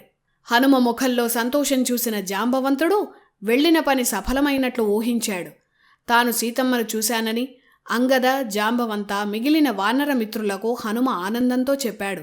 సీతమ్మ పడుతున్న కష్టాలను బాధతో చెప్పాడు. మొత్తానికి సీతమ్మ ఆచూకీ లభించిందన్న సంతోషంతో వానర వీరులంతా సంబరం చేసుకున్నారు. అలాగే తాను బయలుదేరిన దగ్గర నుంచి లంకకు వెళ్లటం, అక్కడ సీతమ్మను చూడటం, అశోకవన విధ్వంసం, రాక్షస సంహారం, రావణుణ్ణి కలవడం, లంకా దహనం ఇలా అన్ని వివరాలను హనుమ వానర వీరులకు చెప్పాడు. అలాగే సీతమ్మ తన గుర్తుగా శ్రీరాముడికి చూపించాలని ఇచ్చిన చూడామణి గురించి కూడా చెప్పాడు. ఇక లంకానగరం బలాలు, బలహీనతల గురించి హనుమ చెప్పాడు. రావణుడు మహాశక్తివంతుడని, ఇంద్రజిత్ అస్త్రశక్తి అపారమని, అపరిమితమైన సైన్యంతో లంక దుర్భేద్యమని హనుమ వివరించాడు. అయినా సరే రామసుగ్రీవులు తోడుగా ఉన్న మన వానరుల శక్తి ముందు ఎవరైనా నిలవలేరని అన్నాడు. అలా అందరూ మాట్లాడుకున్నాక ఈ విషయాన్ని తొందరగా శ్రీరాముడికి, సుగ్రీవుడికి చెప్పాలని, ఆ తర్వాత వారిద్దరి ఆజ్ఞ ప్రకారం వెళ్లాలని జాంబవంతుడు అన్నాడు. అతని మాట ప్రకారం వానర వీరులంతా శ్రీరాముణ్ణి, సుగ్రీవుణ్ణి కలిసేందుకు అతి వేగంగా ఎగురుకుంటూ బయలుదేరారు. అలా ఎగురుతూ ఎగురుతూ కిష్కింధ దగ్గరకు వచ్చారు. ఆ దారిలో ఒక అద్భుతమైన ఉద్యానవనం కనిపించింది. అక్కడ అందరూ దిగారు. కాసేపు అక్కడ విశ్రమించి ఆ తర్వాత వెళదామని అనుకున్నారు. ఆ ఉద్యానవనాన్ని దధిముఖుడు అనే వానరుడు రక్షిస్తూ ఉంటాడు. దధిముఖుడు సుగ్రీవుడికి మేనమామ. ఆ వనానికి అధిపతి సుగ్రీవుడే. కిష్కింధ చక్రవర్తులు తప్ప ఇంకెవరికీ ఆ వనంలో ప్రవేశం లేదు. సుగ్రీవుడి ఆజ్ఞతోనే దధిముఖుడు ఈ ఉద్యానవనాన్ని చూసుకుంటున్నాడు. అక్కడ మధువు, ఫలాలు ఇలాంటివన్నీ ఉంటాయని వానర వీరులకు తెలుసు. అందుకే ఆ వనాన్ని మధువనం అంటారు. ఆ వనానికి వానర వీరులు వెళ్లారు. అక్కడ దొరికిన మధువును వానరులు తాగేశారు. సీతమ్మ జాడ తెలిసిందన్న ఆనందంతో వానరులు ఆ వనంలో కేరింతలు కొడుతున్నారు. ఆ వనంలో ఆడుతూ చెల్లాచెదురు చేశారు. మధువు తాగిన మత్తులో కొందరు వానరులు ఆ వనంలో చెట్లను పీకుతున్నారు. అలా వనం పాడైంది. ఇంతలో దధిముఖుడు అక్కడికి వచ్చాడు. చెల్లాచెదురుగా ఉన్న మధువనాన్ని చూసి అతనికి ఆగ్రహం వచ్చింది. వానరులను దధిముఖుడు దుర్భాషలాడాడు. కొందరిని కొట్టాడు. వనాన్ని పాడు చేయకండి అని బతిమాలాడు. అయినా ఆనందంలో ఉన్న వానరులు దధిముఖుడి మాటలు పట్టించుకోలేదు. తమకు అడ్డు వస్తున్న దధిముఖుణ్ణి, అతడి సైన్యాన్ని కూడా ఆ మత్తులో ఎదిరించారు. వానర్లు కొట్టే దెబ్బలకు భయపడి దదిముఖుడు అతని సైన్యం భయపడి పారిపోయారు. అలా ఆ వనంలో ఉన్న మధును తాగేశారు, అక్కడి ఫలాలను తినేశారు. అప్పుడు దధిముఖుడు ఇలా అయితే కాదని ఈ వానరులు చేసిన పనిని సుగ్రీవుడికి చెప్పాలని అనుకున్నారు. సుగ్రీవుడికి ఇష్టమైన ఈ వనాన్ని ధ్వంసం చేశారని చెప్తే అతనే వీరిని శిక్షిస్తాడని అనుకున్నాడు. వెంటనే దధిముఖుడు వేగంగా ఎగిరి రాముడు సుగ్రీవుడున్న చోటికి వెళ్ళాడు. సుగ్రీవుడు ముందు దధిముఖుడు దీనంగా నిల్చున్నాడు. ఏం జరిగింది మామా అని సుగ్రీవుడు దధిముఖుణ్ణి అడిగాడు. రాజా సుగ్రీవా, నీ తండ్రి వృక్షరజస్సు, ఆ తర్వాత నీ అన్న వాలి, నువ్వు ఈ ముగ్గురికి తప్ప ఇంకెవరికీ ప్రవేశం లేని మధువనంలోకి నీ వానర వీరులు ప్రవేశించి ధ్వంసం చేశారు. మొత్తం మధువును వానరులు తాగేశారు, ఫలాలు తినేశారు, వనాన్ని చెల్లాచెదురు చేశారు, అడ్డు వచ్చిన నన్ను నా సైనికులను కొట్టారు అని దధిముఖుడు దీనంగా సుగ్రీవుడికి చెప్పారు. ఇలా దధిముఖుడు చెప్తుండగానే లక్ష్మణుడు అక్కడికి వచ్చాడు. ఏం జరిగిందని సుగ్రీవుడిని అడిగాడు. జరిగిన విషయాన్ని సుగ్రీవుడు చెప్పాడు. కాని మరో విషయం కూడా సుగ్రీవుడు లక్ష్మణుడికి చెప్పాడు. ఖచ్చితంగా దక్షిణ దిక్కుకు వెళ్లిన హనుమ అంగదుల బృందం ఏదో సాధించే ఉంటారు. లేకపోతే వారెవరికీ అనుమతి లేని మధువనానికి వెళ్లి ఇలా ఆనందంతో గెంతులు వేయరని, ఖచ్చితంగా సీతమ్మ జాడను హనుమ కనిపెట్టి ఉంటాడని సుగ్రీవుడన్నాడు. ఆ మాటలకు లక్ష్మణుడు ఆనందించాడు. అది విని రాముడు ఉద్వేగంతో లక్ష్మణుణ్ణి ఆలింగనం చేసుకున్నాడు. మధువనంలో వానర వీరులు సేద తీరేందుకు సుగ్రీవుడు అనుమతి ఇచ్చాడు. వారిని ఏమీ అనవద్దని దధిముఖుడికి చెప్పాడు. వెంటనే దధిముఖుడు మధువనానికి వెళ్ళాడు. అంగదుడు, హనుమంతుడు వీరందరికీ దధిముఖుడు నమస్కరించాడు. అంగదుడు యువరాజు గనుక మీకు ఈ మధువనంపై హక్కు ఉందని తెలియక నేనే మిమ్మల్ని వారించానని దధిముఖుడు అంగదుడికి క్షమాపణ చెప్పాడు. విజయం సాధించిన మీ వానర వీరులు వెంటనే రాముడున్న చోటికి చేరుకోవాలని సుగ్రీవుడు ఆదేశించాడని దధిముఖుడు వానరులకు చెప్పాడు. అంగదుడు, హనుమ, జాంబవంత ఇతర వానర వీరులు సుగ్రీవుడి దగ్గరకు బయలుదేరారు. వారంతా రామసుగ్రీవులు బస చేసిన పర్వతం మీద దిగారు. హనుమ ఆనందంతో రాముడి దగ్గరకు వెళ్లి నమస్కరించాడు. సీతమ్మను చూశానని, ఆమె క్షేమంగానే ఉందన్న సమాచారాన్ని చెప్పాడు. సీతమ్మ పడుతున్న కష్టాలను హనుమ బాధతో చెప్పాడు. అశోకవనంలో సీతమ్మను నిర్బంధించారని, రావణుడు, రాక్షస స్త్రీలు నిత్యం ఆమెను భయపెడుతున్నారని, సీతమ్మకు రావణుడు 2 నెలలు మాత్రమే గడువు ఇచ్చాడని, ఆలోపే సీతమ్మను కాపాడుకోవాలని, లంకలో జరిగిన విషయాలన్నీ పూసగుచ్చినట్లు హనుమ రాముడికి చెప్పాడు.